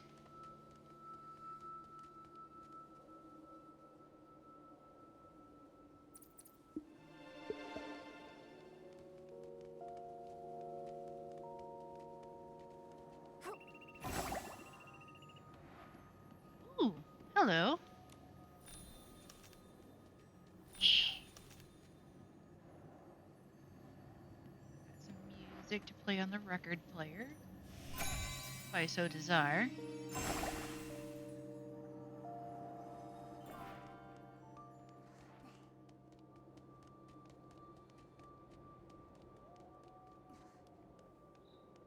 Oh, right, I wanted to see that one available at night. See if that quest is available.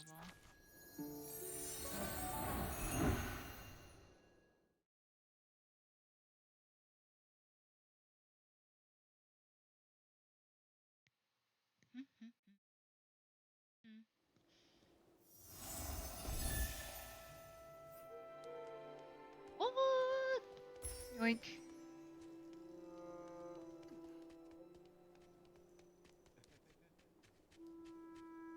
I'm in the right area where I don't know what I'm supposed to be looking for.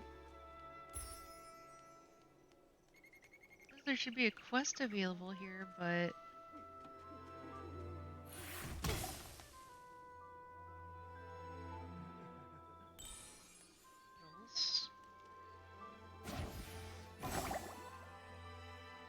too far.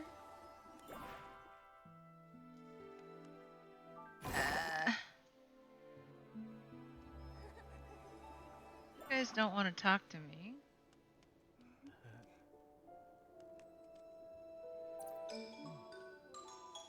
Help this poor sucker out. Ugh. The other two managed to make it out. And...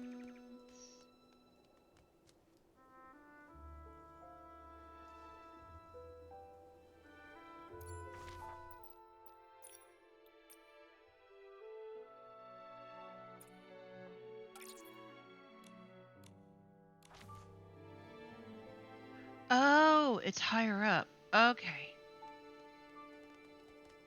That explains it. I was like, I don't know what I'm doing wrong. We'll go to Barrel Home. I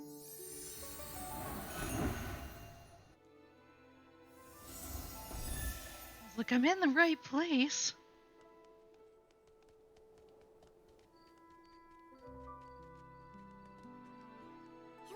Oh, it's Scarlet. Hi, Scarlet. I'll stop the letter here for now. The rest of the details still need to be investigated. Ah, Detective. You've come at just the right time. I'm still following the case from the abandoned district. Colleen's attitude has been fairly cooperative, and she's shared a lot. I want to go over it with you and see if we can figure out what really happened.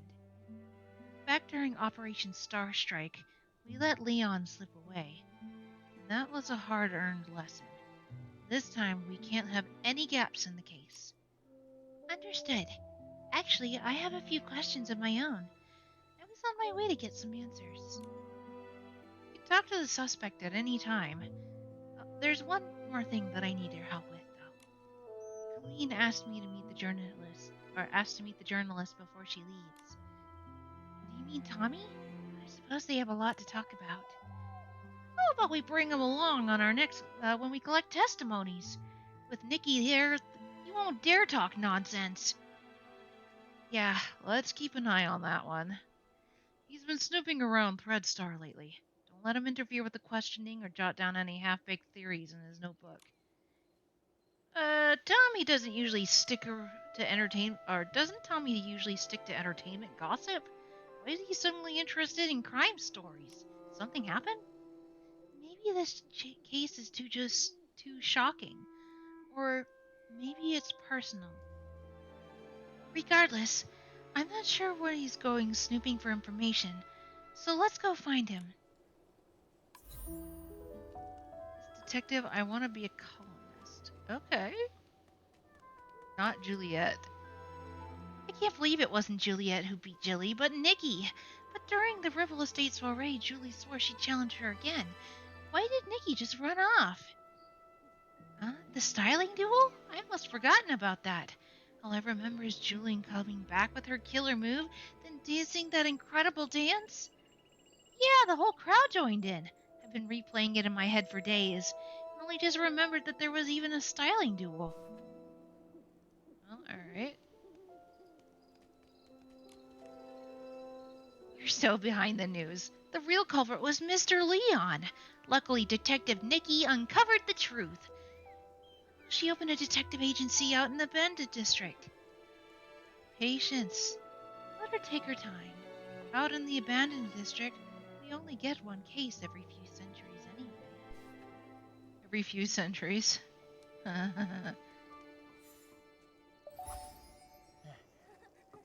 Collect that. Hey, did that PC with the camera bother you too? He doesn't even like detergent. Why won't he just go back to Sitia? Honestly, I don't get it either. He kept asking me about the thug, Benny. Isn't he locked up already? Why not just go ask him directly? Actually, guys, I hate to tell you this, but, Benny is gone. Benny's gone, and, he took Leon with him.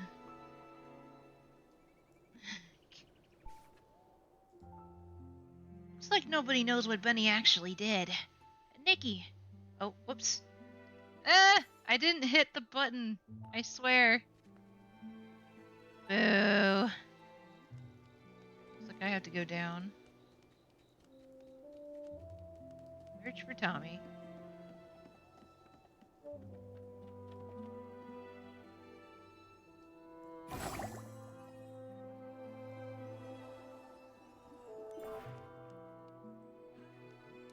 Nope, still gotta go further down. Ah, there he is. My nose has already picked up a suspicious scent.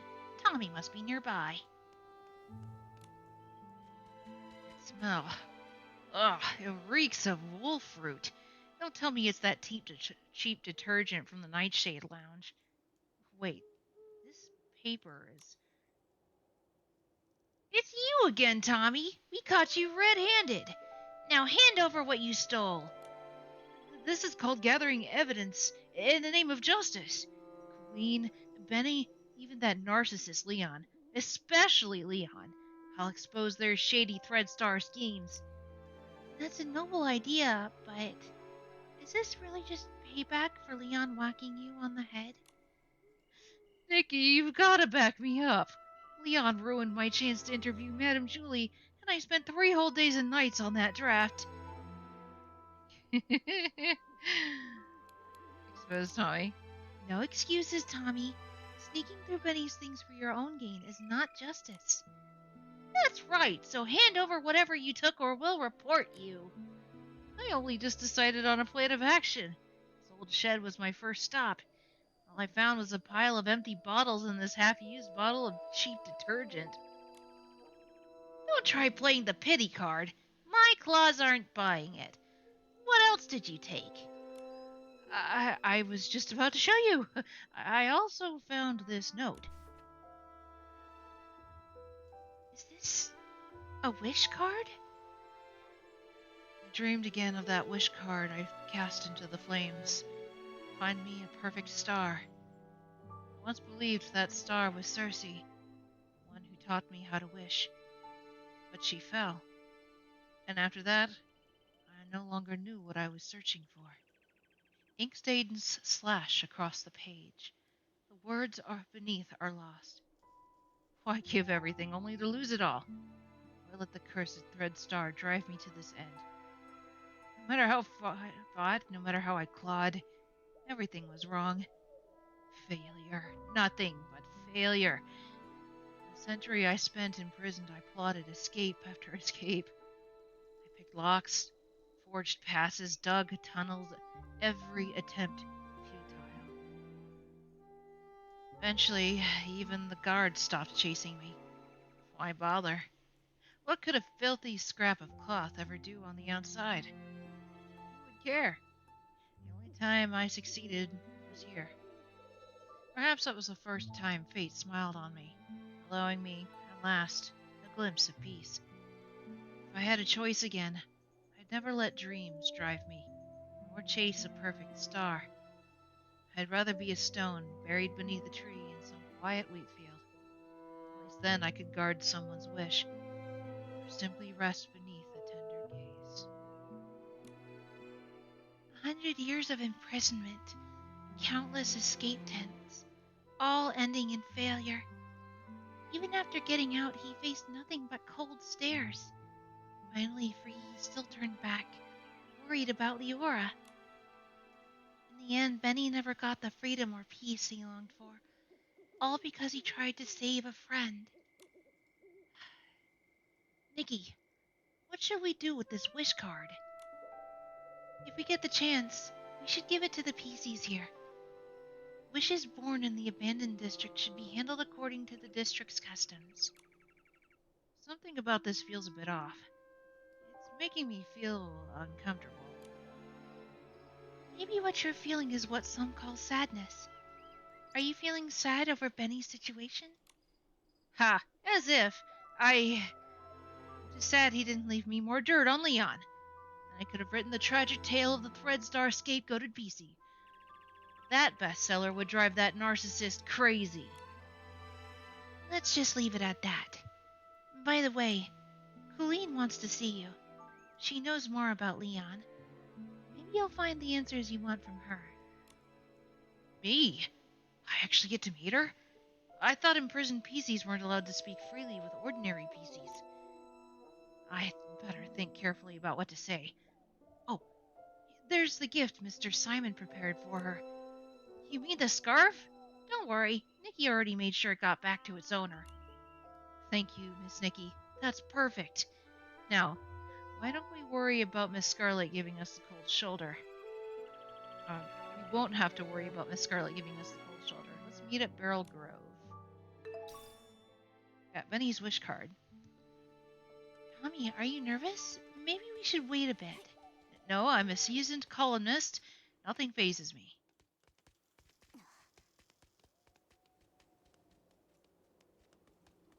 There she is. Hello. I'm Tommy, a journalist. Probably already know that, right? You, uh, no, Tommy does get tongue-tied sometimes. Relax. Colleen asked to meet you. She has questions of her own. That's right. Did Norento ever tell you why he insisted on traveling so far away? Huh? He's a journalist, so chasing stories, uncovering secrets, bringing people joy. Joy? What does a journalist have to do with bringing joy? You asked the right PC. I didn't get it at first either, until Mr. Simon explained it to me. Journalists can dig up hidden stories from everyday life, and that's basically gossip. When people talk about gossip, they get excited, absorbed, happy. Especially me. As a PC born from a restaurant tablecloth, if I don't hear some juicy gossip every day, I get restless. Even though Mr. Simon isn't into gossip, he once invited me to collaborate on writing interesting things about other PCs. So, yes, journalists do bring joy. What a load of nonsense. The stories he investigates are about people disappearing, families torn apart. How is that supposed to bring any joy? But he said he wanted to become a journalist because of a delivery game he played with his sister. It brought smiles to people, and this made his sister really happy. It was the game he played with his sister back when they were humans. Mr. Simon and his little sister would find lost letters, track down their original owners, and return the letters to them. Every time they did this, his sister would light up with joy. How was that not creating joy? Ha! You're saying he became a journalist because of me? Nonsense. You were just a measly tablecloth. You never lived as a human, so how could you possibly know what the joys and sorrows you love to hear about really feel like? I... Your brief, finite life, have you ever waited for a letter that never arrived? To chase these stories, my brother always traveled far, far away, earning the resentment of others. And I could only wait until the one time when he never came back. You don't understand. But Norento, he should have. Why? Why did he have to become a journalist? I thought. Well, I believed. Unable to say more, Tommy staggers away. Tommy! I've never seen him like this. Let him gather his thoughts first. Then you can ask about Norento again. No, Detective. Forget it. It's pointless. My brother isn't coming back anyway. Scarlet told me you were still investigating this. I've already written everything I know in my confession. Did you know what you were doing? At first, no. But by the time I realized what was happening, I was already an accomplice. So I told myself that as long as I could find my brother.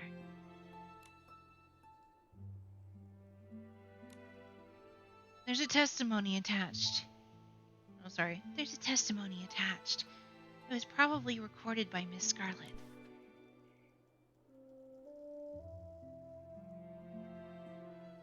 It had been confirmed that the fabric in the suitcase is Juliet. Prepare to act. Pardon me.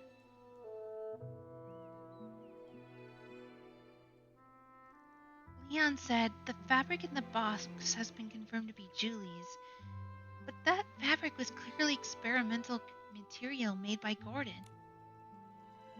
That's just what he said. I don't know anything, and I don't want to remember. You should just go. Okay, Momo, let's go check on Tommy. Got Cooleen's testimony and her confession. Alright, let's go check on Tommy. Hopefully he didn't go very far. I've decided. It's now or never. Hey, don't shout so loud! You scared the whiskers off of me. What have you decided now? I'm off to discover the true meaning of being a journalist. Colleen was right. I've never been human, so I don't really understand all those complicated emotions that PCs feel. Maybe that's why I misunderstood what it means to be a journalist. And that's why, after all this time, I'm still stuck writing filler pages. Huh? That's the conclusion you drew from Mr. Simon's story? Not just that. I've also realized I may never get the chance to become human. There's still a chance I can become a journalist like Mr. Simon.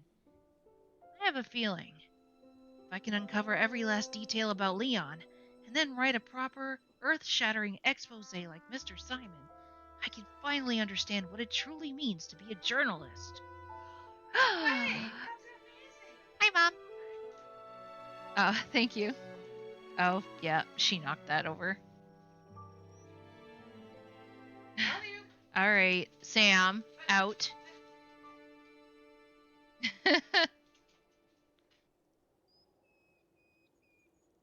Oh, for those of you who don't know, Sam is one of our dogs. I don't have to worry too much about Sam ruining anything in my room, but my sister's dog, Bo, is a humongous Newfoundland. And he just, oh gosh, he managed to get to one of my old hats and just chewed the brim to pieces. He's still a puppy.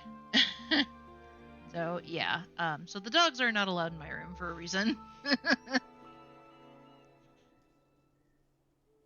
That lady doesn't particularly care for any of the dogs coming up to her and sniffing at her. She will hiss.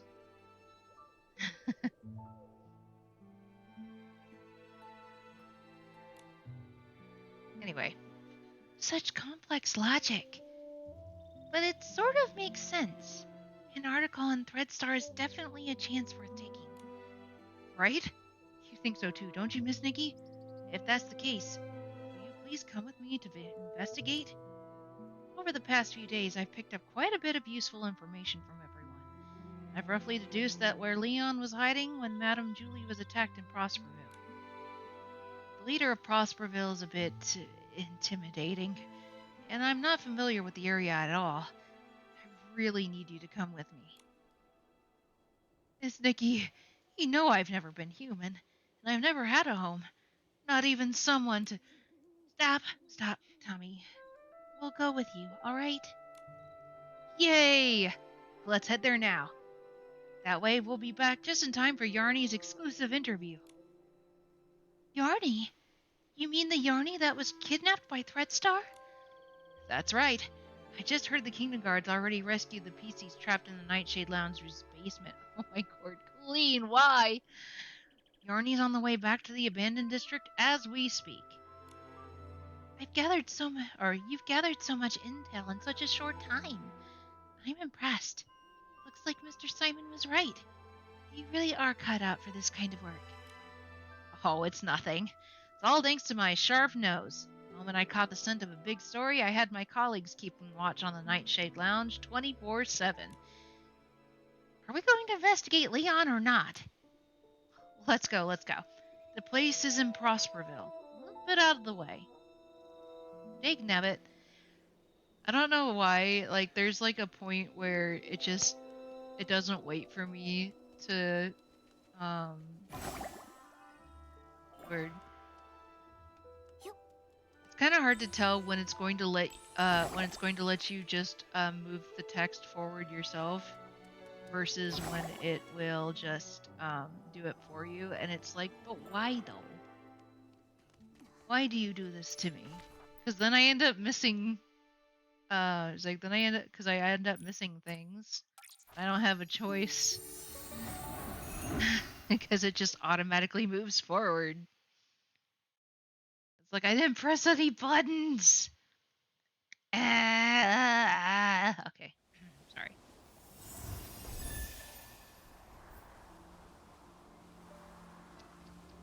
Okay, they're farther down. Hey!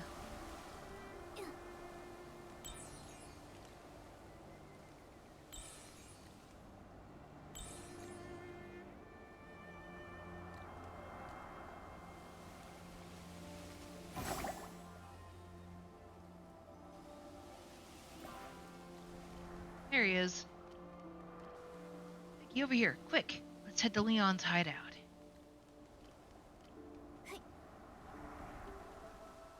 Leon is a really nasty piece of work, even when his own subordinates were being hunted down. All I could think about was Julie. There's a Whimstar. Oh, it's down there. Oh, hello. Yoink. Extra diamonds. Oh, there's more. Okay.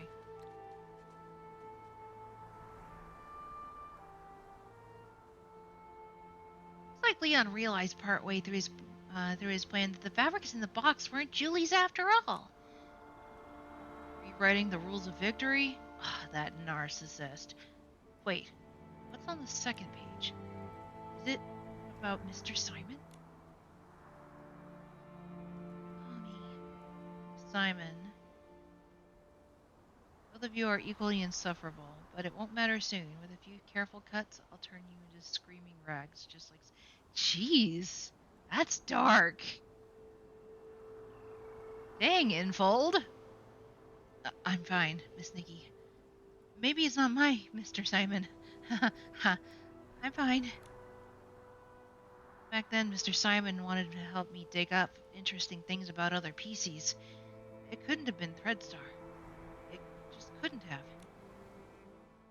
Sounds like denial. Fool's Submission, 632nd edition.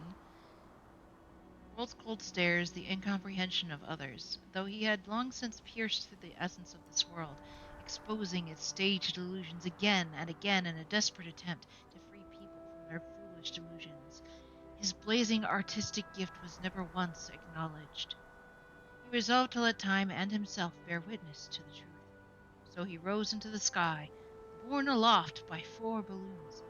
Each balloon carried a meaning. Language of the audience, true art, my pursuit, and the spotlight of the world. As he left, his mother clutched at the hem of his clothes, weeping, begging him not to embark on a journey doomed to fail. But still he left without hesitation.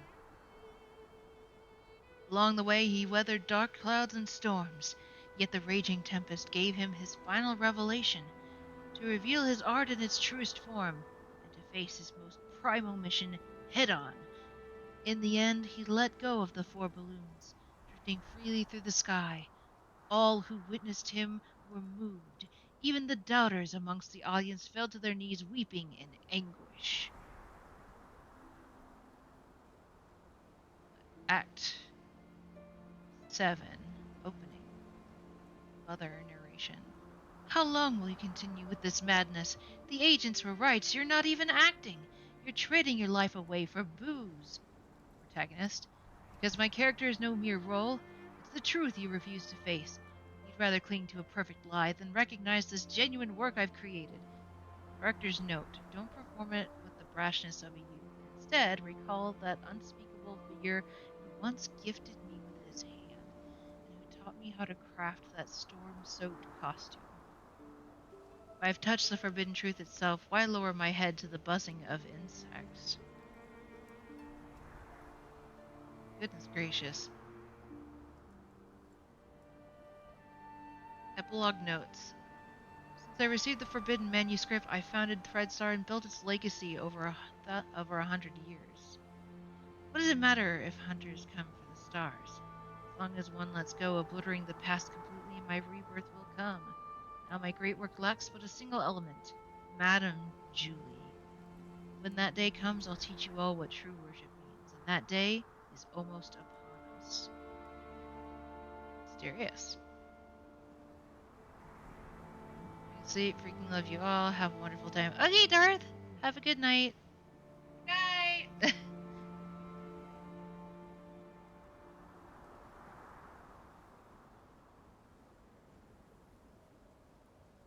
Or that story Leon spun about Benny giving him a performance outfit as a gift, causing him to be prosecuted by Threadstar. It turned out to be a lie. Once again, Benny got blamed for everything. In other words, back when Leon was human, he did receive a gift powerful enough to shake the world. But it wasn't from Benny. It came from a mysterious figure who gave him the sketch for a forbidden outfit. That was when he found Threadstar, abducting and harming PCs, all for the sake of that forbidden outfit. Every move he made was driven by his own selfish desires. But Threadstar's ledger also contains numerous rental records from when Leon was human. Why would he rent performance outfits from his own company? Was it to hide his identity? I think I know. He was too proud, so when his acting career started going down, he decided to lean on the shady dealings of his company instead.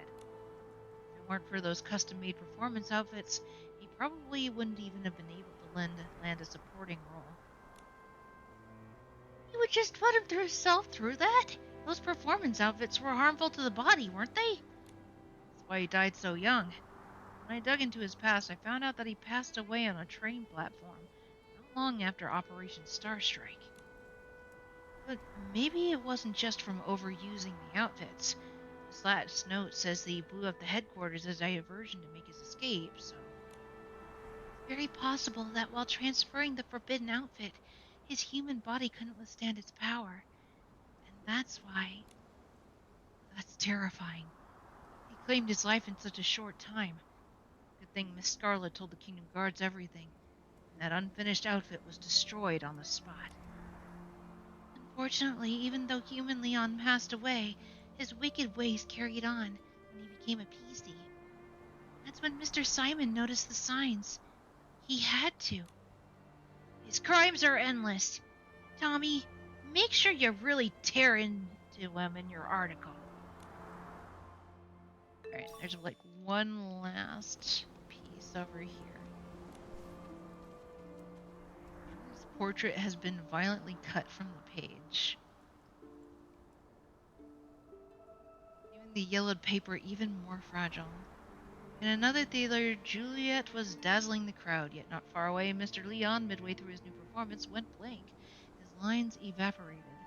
Strangely, under the stage lights, his stunned silence seemed to hold the audience captive. Perhaps some men are destined to err beneath the spotlight. This reporter, seated far from the stage, can hardly claim to understand.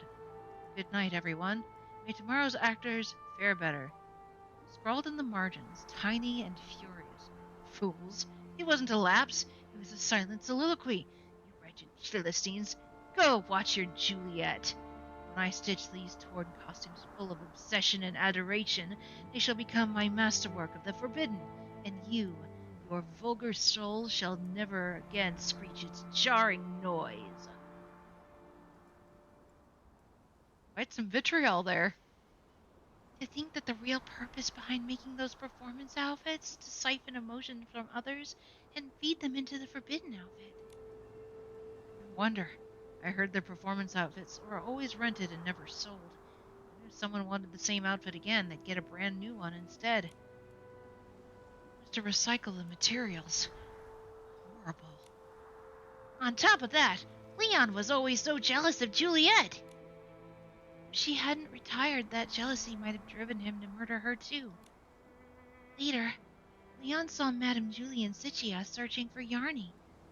He realized her fabric contained immense whim, just enough to complete the forbidden outfit. No wonder he pursued her all the way from Sichia. Old grudges plus the chance to finish his masterpiece. To him, Madame Julie was like a juicy piece of barbecue. Oh, wow. Sichio was Threadstar's stronghold. They must have carried out countless secret attacks. That's how Madame Julie got hurt.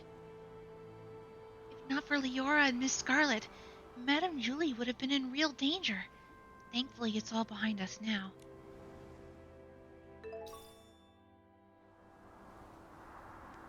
Goodness, that was a lot to read.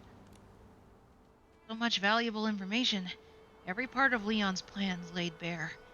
Groundbreaking expose for the entire Heartcraft Kingdom to read is right at my fingertips.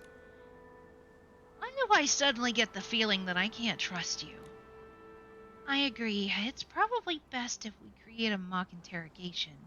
Just like when we reconstructed the crime scene with Leora. An interrogation? Miss Nikki, I didn't do anything.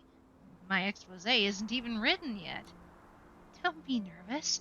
I just need you to explain how you think Leon carried out his whole plan, and I'll look for any holes or inconsistencies in your story. There's no punishment if I mess up? Alright, I'll give it a try. Miss Nikki, you'll definitely help me turn this into a grand expose, won't you? Let's go. Interrogation start. Based on your analysis, how exactly did Leon carry out his plan in the abandoned district? The moment Leon learned Julie had been killed, he rushed to pay his respects. Surely it was to clear himself of any suspicion. Although he didn't actually kill Julie, he did plan to take her fabric for himself. He immediately ordered his subordinates to steal the suitcase and bring it back to Sichia so that he could complete the forbidden outfit. Meanwhile, he was already basking in the thrill of victory, rehearsing his performance with grand flair, ready to make the debut of the forbidden outfit. My encounter with him was definitely part of his plan. He wanted to use my article to make a name for himself. I don't think that's quite true.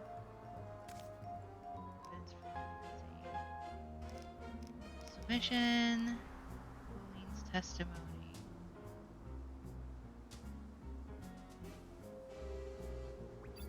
Got it. Yes, so chaos. Take the suitcase. Okay, so we know that that's true. Did you receive his orders? You remember the wording of the orders? Steal the suitcase, but do not leave the abandoned district. There's a safe spot inside. Bring the case out, complete the golden mission. He tipped me off. You were tracking the scent on the suitcase and closing in, so I ditched it.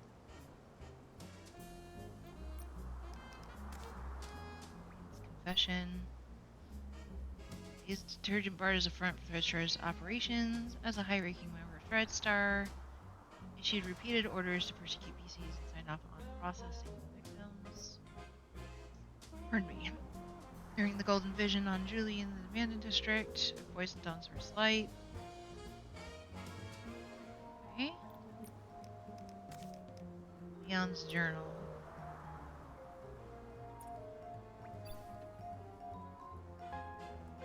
Scratch the fabric or Juliet's.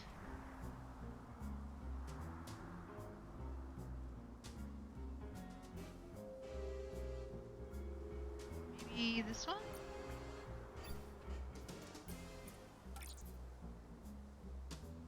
Okay.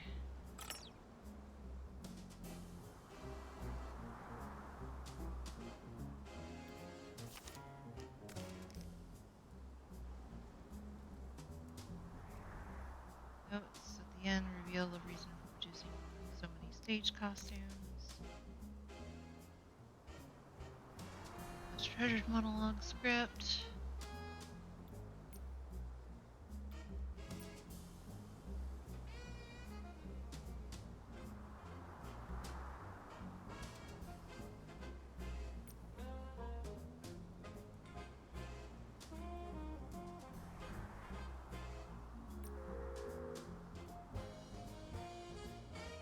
Didn't actually kill Julie.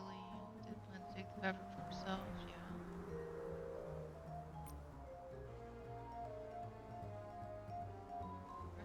his respects.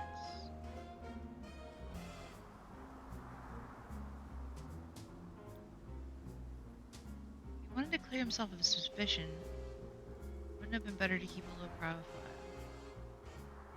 Respects must have had another purpose.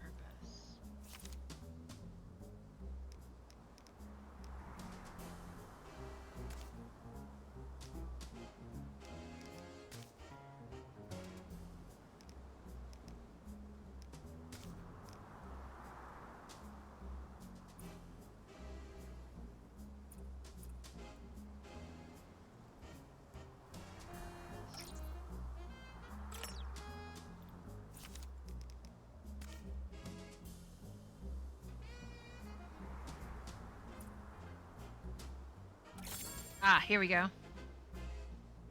In the note, Leon mentioned that he wasn't really mourning Madame Julie, and also that he confirmed the fabric in the suitcase wasn't Madame Julie. See, the way I saw him paying his respects was him throwing himself onto the suitcase. On top of that, he was also using his whim to work on the forbidden outfit. Leon desperately or deliberately approached the suitcase using his whim to sense the fabric within. In that instant, he knew Julie wasn't inside the suitcase. I don't think that's the case.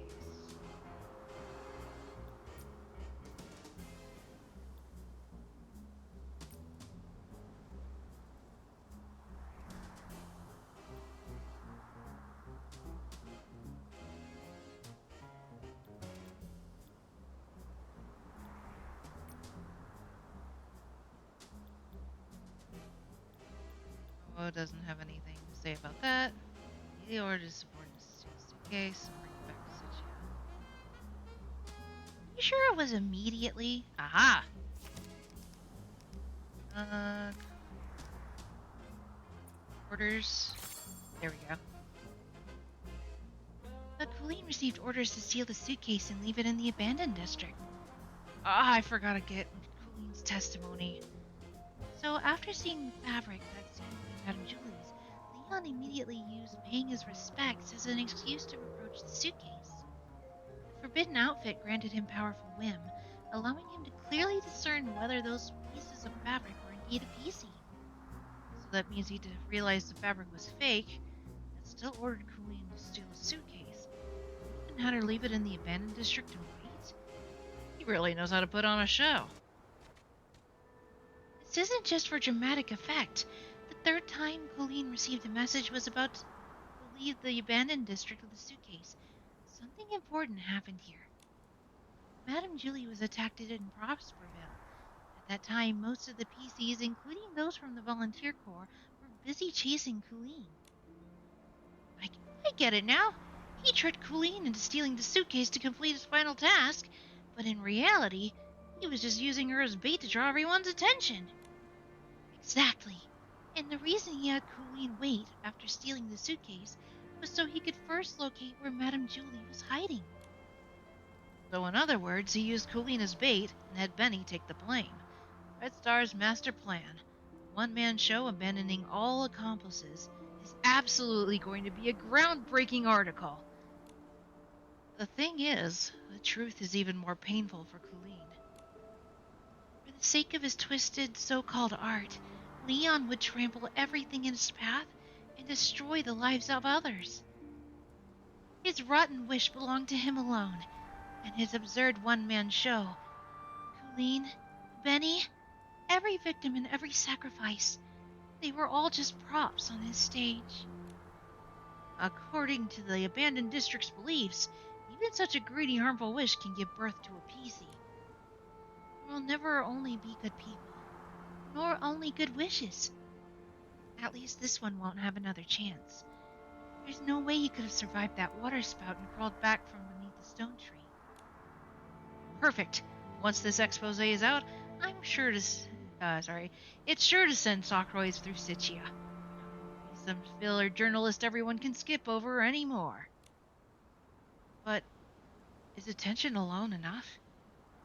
Leon longed for attention too, and that craving twisted into a rotten wish, which was the seed of his crimes. Is something wrong, Tommy? I'm just thinking out loud. Crafting a truly groundbreaking expose would definitely call for careful, repeated consideration. Speaking of which, my informant told me when Yarny will return to the abandoned district. He should be around now. I need to find Yarny for the perfect interview fast. Let's go too, Nikki. After being locked up for so long, Yarny must have a lot to say.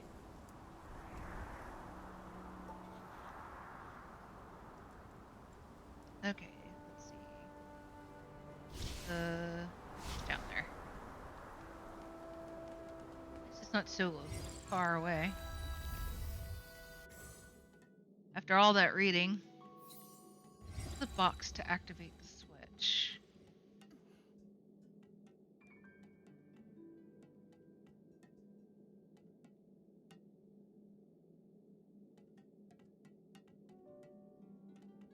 Maybe.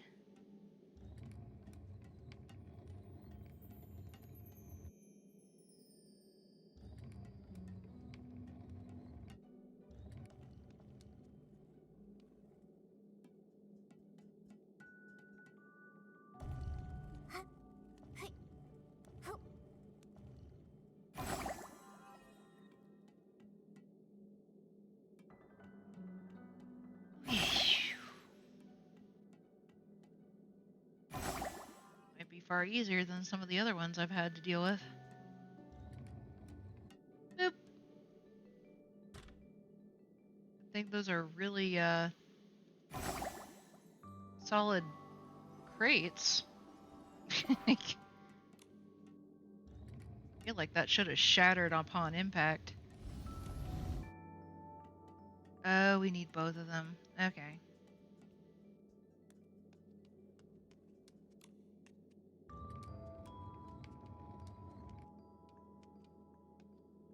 Wink.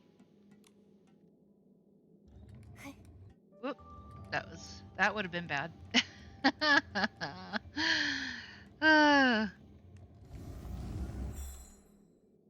There we go.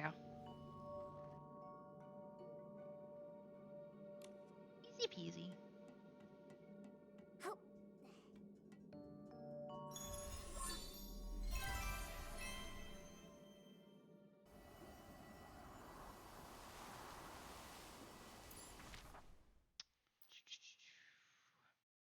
Yoink. I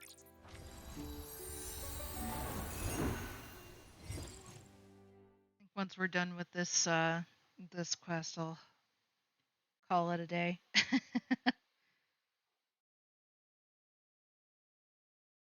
For those of you who miss me playing Metaphor on Saturdays, good news. I managed to get to a decent level, so I should be back to playing that next Saturday.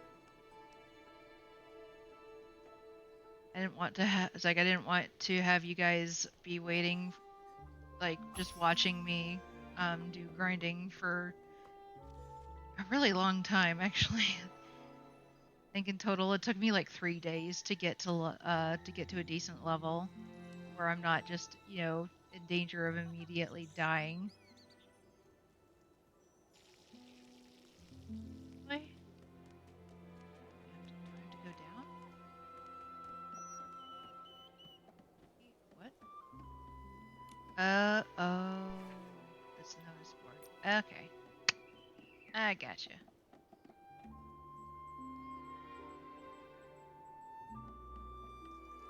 Eee.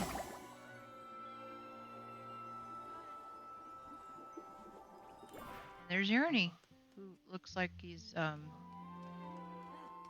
Are we okay, sir? Just passed out. Fancy foam. Midnight bloom bright. Merry-go-round. Why do my movements feel so light? Wait a second. Weren't you kidnapped, missing for months, and just made a long journey back from Sitia? And now you're already squeezing juice? That's a bit much, don't you think? But I'm gonna forget. If I don't squeeze now and get it down, it'll just vanish from my mind. Fancy foam, midnight bloom bright, and oh, the poor PC keeps muttering to himself after coming back from Sitia. Has it finally remembered some important recipe? Or could this be a secret code whispered between victims, passed from one tiny cell to the next? Hello, I'd like to interview you. Yarny must be exhausted. Tommy, let's let him rest for a bit. Yarny, what are you trying to squeeze? We'll help you. All right. That's very kind of you, human, whoever you are. Here, take the recipe I copied. Fancy foam, sister's favorite. 3 doses of lamp chili extract. Midnight bloom bright, a bard's secret muse, question mark. 2 doses of daisy extract and 1 dose of lamp bloom. Berry go round, brother's eccentric taste, recipe. 1 dose of wolf root, 1 dose of starlit breath, 1 dose of button cone. I think these are names for different detergents. Fine, human, shall we start pressing the juice now? Ready. Let's give it a try. Well, that's easy enough.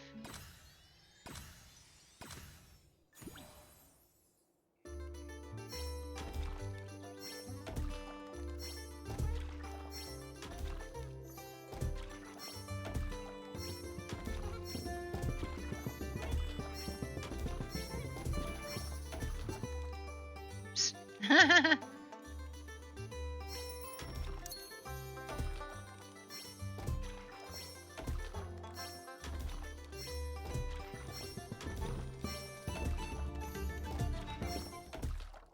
We did it!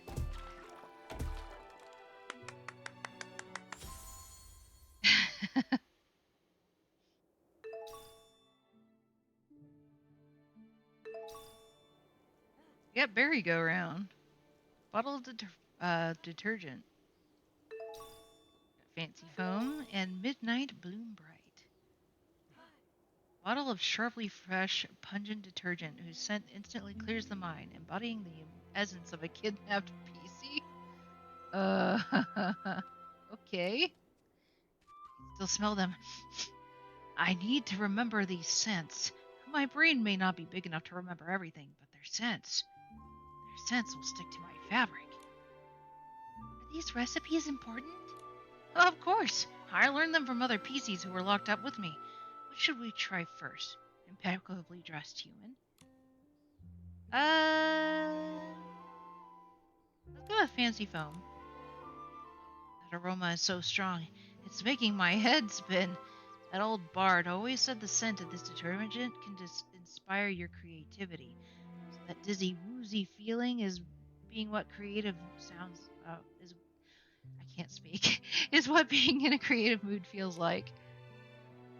Even when locked off with no detergent, the songs the bard sang still gave us confidence and hope. She vowed to tear through the carefully stitched starlight, to light a path for those trapped souls.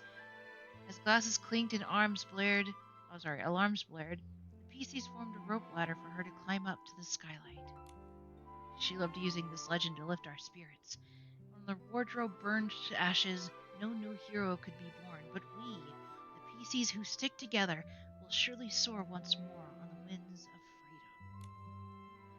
freedom. Burned wardrobe. The battles against threat stars. It sounds like Cersei from when she was human. Maybe this song isn't just a legend. Maybe it's real. I can only remember things if I catch their scent, so thanks for helping me squeeze this batch. Which one should we try next? Alright, let's try Midnight Bloom Bright. Achoo! The scent of Midnight Bloom Bright is so refreshing. It really wakes you up. No wonder my big sis always chooses this recipe whenever she goes to the detergent bar. Big sis is really cautious. She's part of the PC Protection Guild, so she knows there are some shady folks in Sichia. When locked in the basement, she stayed calm. She said she reported her location to Leora regularly, and if she ever went missing, the other PCs would know something was wrong with the detergent bar. Leora? Could that be the Leora we know? All I've heard is that she is a PC who's very familiar with Threadstar. Beyond that, my big sis wouldn't say much. She even reminded me to always stay on my guard and watch out for myself. Alright, then last one. Berry go round. These scents are practically fighting each other. No wonder the guard said the lounge owner always yells at him for stirring up trouble. If it were me, I wouldn't want to mix this recipe either. The guard may look mean, but he's actually a good guy. Used to be a member of the Kingdom Guards. Oh, I almost forgot. He and the other Kingdom Guards who came to the rescue gave me a task. Is this a Kingdom Guards badge? He said it's for a PC named Scarlet. She's quite famous. Everyone used to think she was crazy, always chasing a case that had long been closed. Now they want to give her the old team badge, both out of guilt and to show their respect. I see. I'm about to visit her, so I can give her the badge. Thank you so much. I'll remember these scents. Next time I see everybody, I'll be able to mix up a batch of their favorite detergents. I'm really happy, too, knowing that everyone remembers those two PCs. Now, you should get some rest. Oh, wait a minute, Yarny. I have one more question. After you were kidnapped, were you kept locked up for a long time? Yes, I was locked up for 6 months. Some PCs were held even longer. During that time, my fabric grew shorter. I heard from the others that the painful things done to us were experiments. Red Star, it's always been like that. Always been like that? I just was like, are you that journalist? Right after we were released, a group escorted us to have a soak. They were your colleagues. The head of their team couldn't stop singing your praises, saying this was going to be a big story, and that you're an ace journalist. But I couldn't save Mr. Simon. He went missing for so long, I actually had I had the time. I had written a headline-grabbing story back then. If only I'd paid attention to what had been saying about the fabric. Could I have saved him and the other PCs? Tommy. Ah, this expose isn't even finished yet. What am I thinking? Never mind. Miss Nikki, now that we've uncovered Threadstar's schemes, shouldn't we head back? Let's go report to Miss Scarlet first and give her the badge. Got the badge for Scarlet.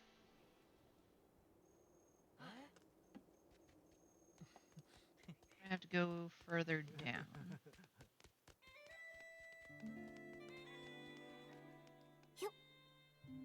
Here she is.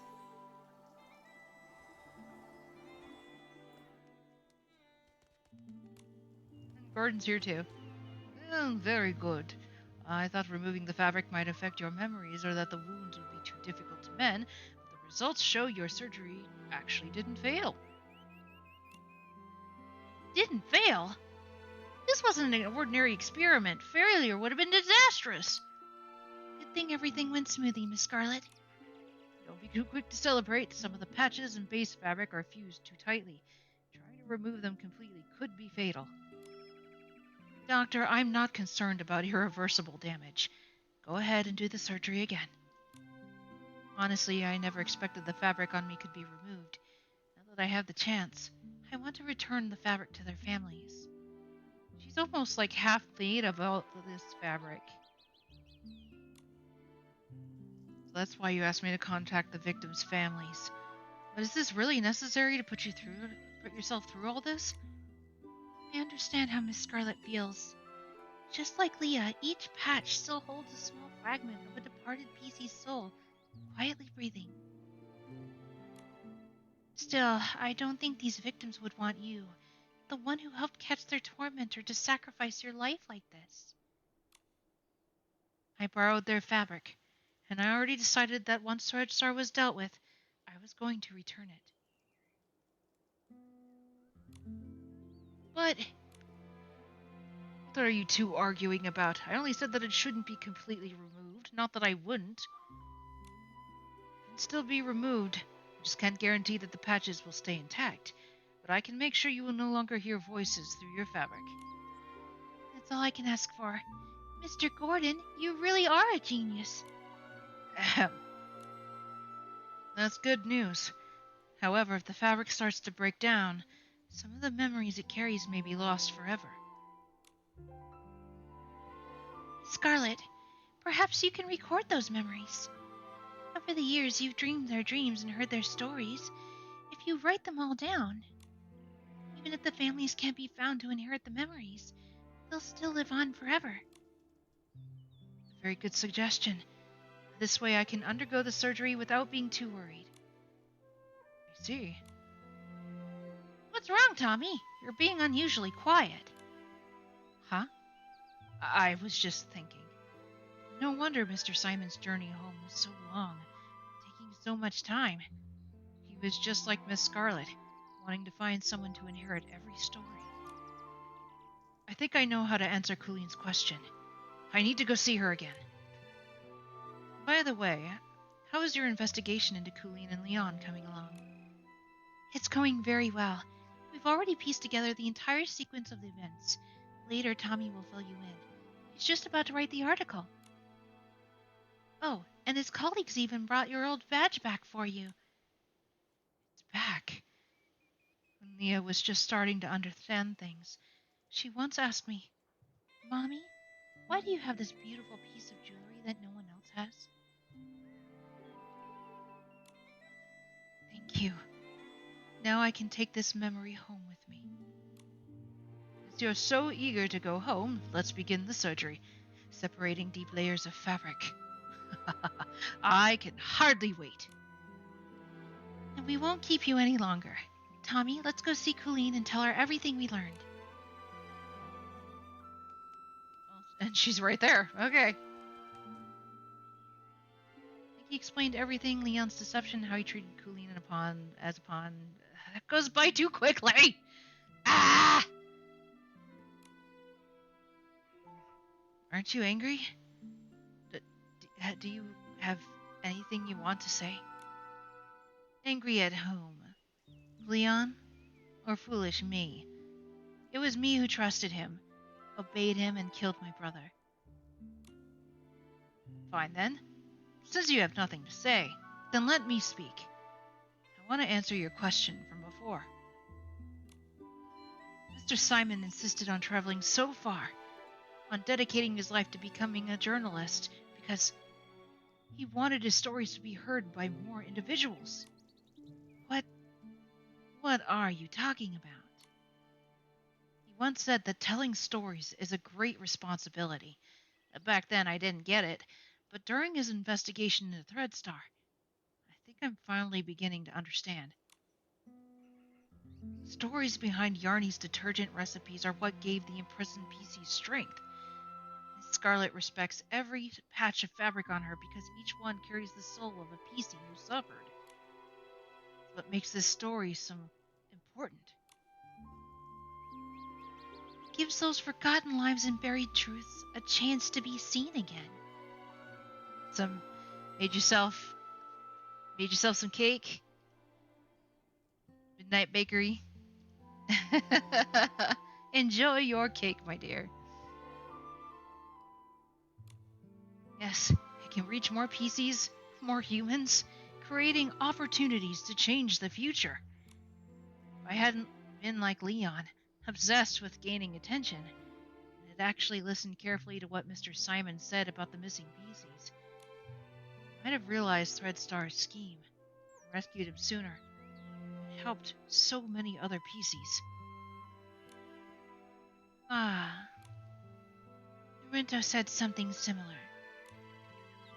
Mr. Norento, he went through a similar experience? It was the delivery game.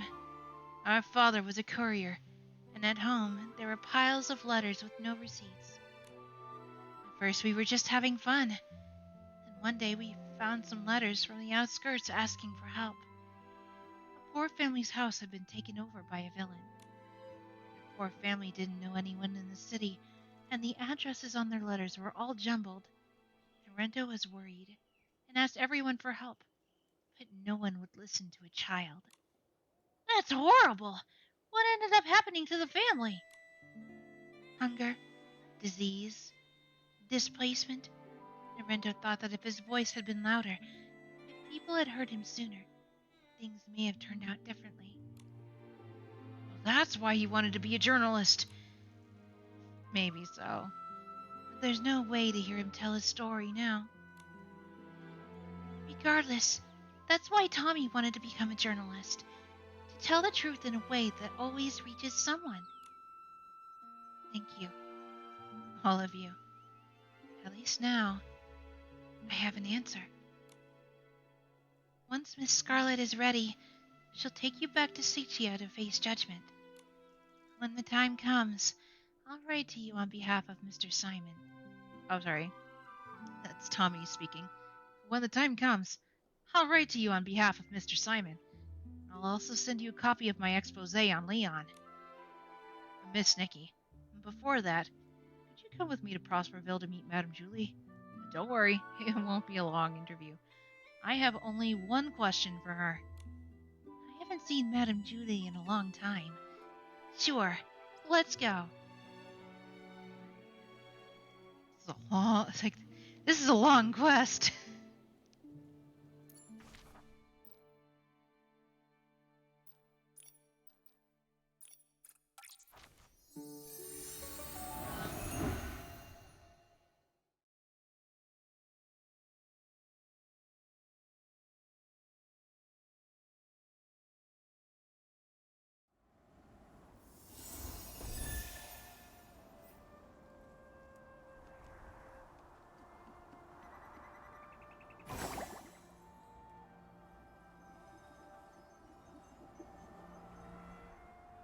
So much livelier here. So many peoples from the Ripple Estate are here. I wonder where Madame Julie is. Let's go find her and see if she's willing to do an interview with Tommy. Hello. Grab that. The lore compendium. I can always read it later. There she is. Ah, that little Leora. So sentimental. Madame Julie, was that letter from Leora? Nikki, Momo, perfect timing. Leora wrote to you as well. Here, this is for you. To Nikki and Momo.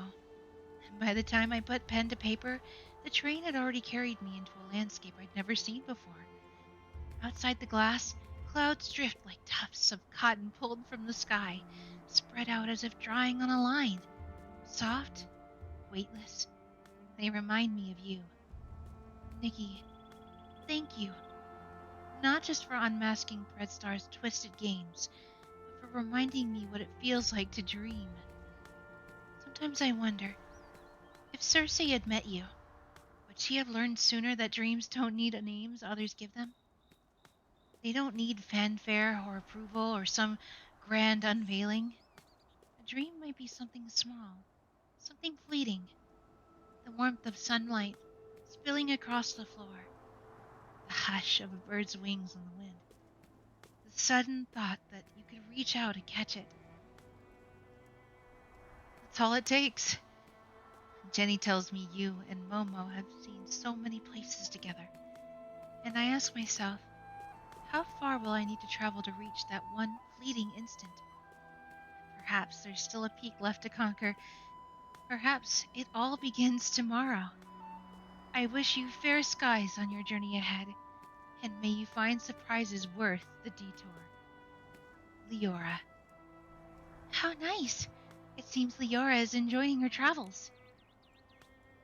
Maybe someday we'll cross paths with her again in some hidden corner of Mirrorland. There's also a handwritten letter for Benny which I left by his grave. What? These stones? Are Mr. Benny's grave? So what do you think? It's a nice spot, isn't it? Even the meetups for the Forgotten PCs and the locals are held nearby, too. It's very beautiful. Ah, that reminds me. We came across a wish card that Mr. Benny had left behind. Do you know what we should do with it, Madame Julie? This is the longest wish card I've ever seen. How unusual. But it's so sincere. I'll help burn it. You know the custom of Stonewoods, right? Burning a wish makes us feel lighter. Yes, actually, I have a wish, too. No wonder you asked to come along. You couldn't resist to bring yourself. Or you couldn't bring yourself to say it, huh? Madame Julie, Tommy wants to interview you. Oh, you really are persistent. Has your injury healed yet? I've always liked those with perseverance. All right, then. What is it you wanted to ask me? I wanted to ask you. Which story would you allow me to include in my article? Your story with Leora or Juliet and Circe's? Whoa, so privacy conscious all of a sudden. Well, my answer is both of them. You want to write an expose on Threadstar, right? Then lay out all of their crimes in full detail. Make sure everyone remembers the truth about what really happened. Okay, now I have just one last little request. I was thinking, we take a photo together to remember this moment? After I get back to the office, I'll organize everything I've discovered and put it all into an article. The exciting, the ordinary, the messy, the heartwarming, all mixed together, just like those fields where wheat grows alongside wild grass. I also want to remember all of you, bravely marching toward the truth and never once giving up. Oh my! Over the years, countless PCs have wanted to take a photo with me, lining up all the way from the City Grand Theater to the Stone Crown. But your reason is the first one that's truly touched my heart. All right then, let's take the photo together. I'll take it.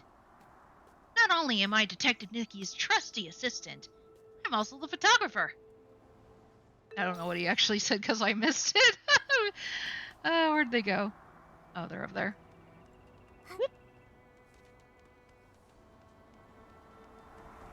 Oh, wow. It is a full, it is a full cast. Oh, that's perfect.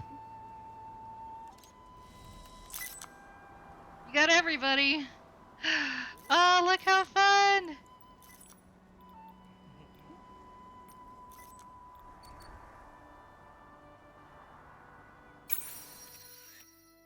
Now that's a good picture. Maybe not the best lighting, but I do appreciate it. Miss Nikki, this journey has finally helped me untangle all the loose threads in my mind. I used to think that as long as the story was explosive enough to have all the Sichia talking about it for 3 days, that was all that mattered. But now I see things differently. Congratulations. I'm glad to hear you say that. But somehow it feels like you're saying goodbye. Wow. Classic Detective Nikki. You always see straight through the fog and grasp the truth. You won't guess this. It's a sketch for a camera. Is this for me? It's so beautiful. And the patterns on it. Oh, that little red flower. Is it Leora? The little blue hat is Colleen. And the green checkered hat is Leon. And those sunglasses belong to Mr. Benny. That's right. I just had an idea. I thought, why not use this investigation as inspiration for a camera design and give it to you as a keepsake? Thank you for exposing Threadstar's schemes and for helping me find the true meaning of being a journalist. I heard Miss Scarlet's surgery went smoothly. I'll leave with them soon and go dumpster diving at the next location. But this time, like Mr. Simon, I'll uncover the real truth. You're definitely going to become a journalist who talks the truth and brings real stories to the world, just like Mr. Simon. Let the truth be told in a way that always reaches someone. And we did it! Quest complete. Goodness gracious, that took a lot. Sketch of a camera secretly designed by Tommy. Do I have enough? I do have enough. Cha-ching! Got cute little stickers on it. Adorable.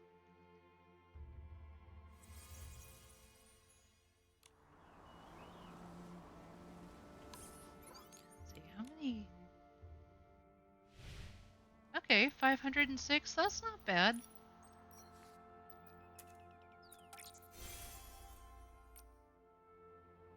Enough for 4. Sag. That's alright.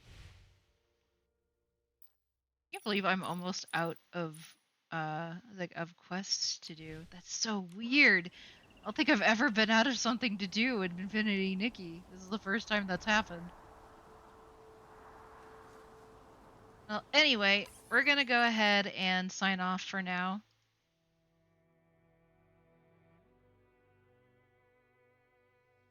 Perhaps next Sunday we'll go over more Shadows of Loathing instead of Nikki. At least until there's something else to do with Nikki.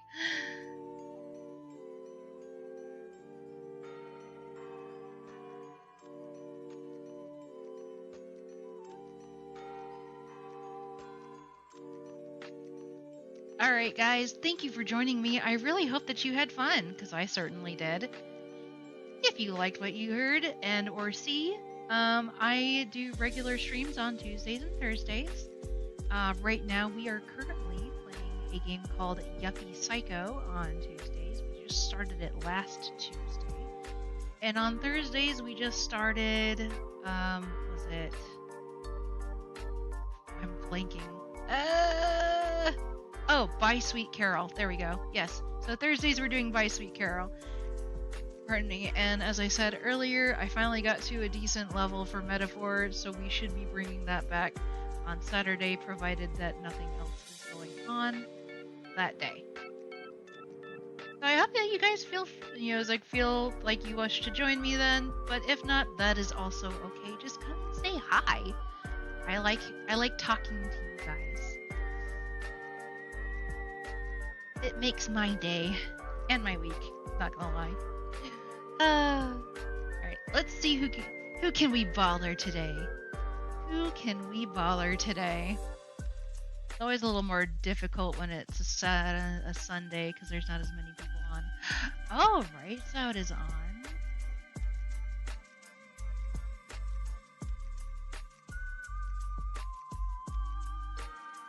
Okay, I think we're going. Oh wait, Guardian's on. Oh, and he's playing Hollow Knight Silksong. Yo, it's been a really long time since I've raided Guardian, so we are going to raid him.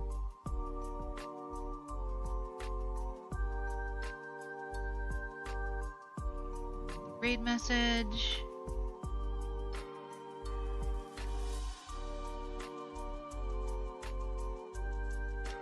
Made raid.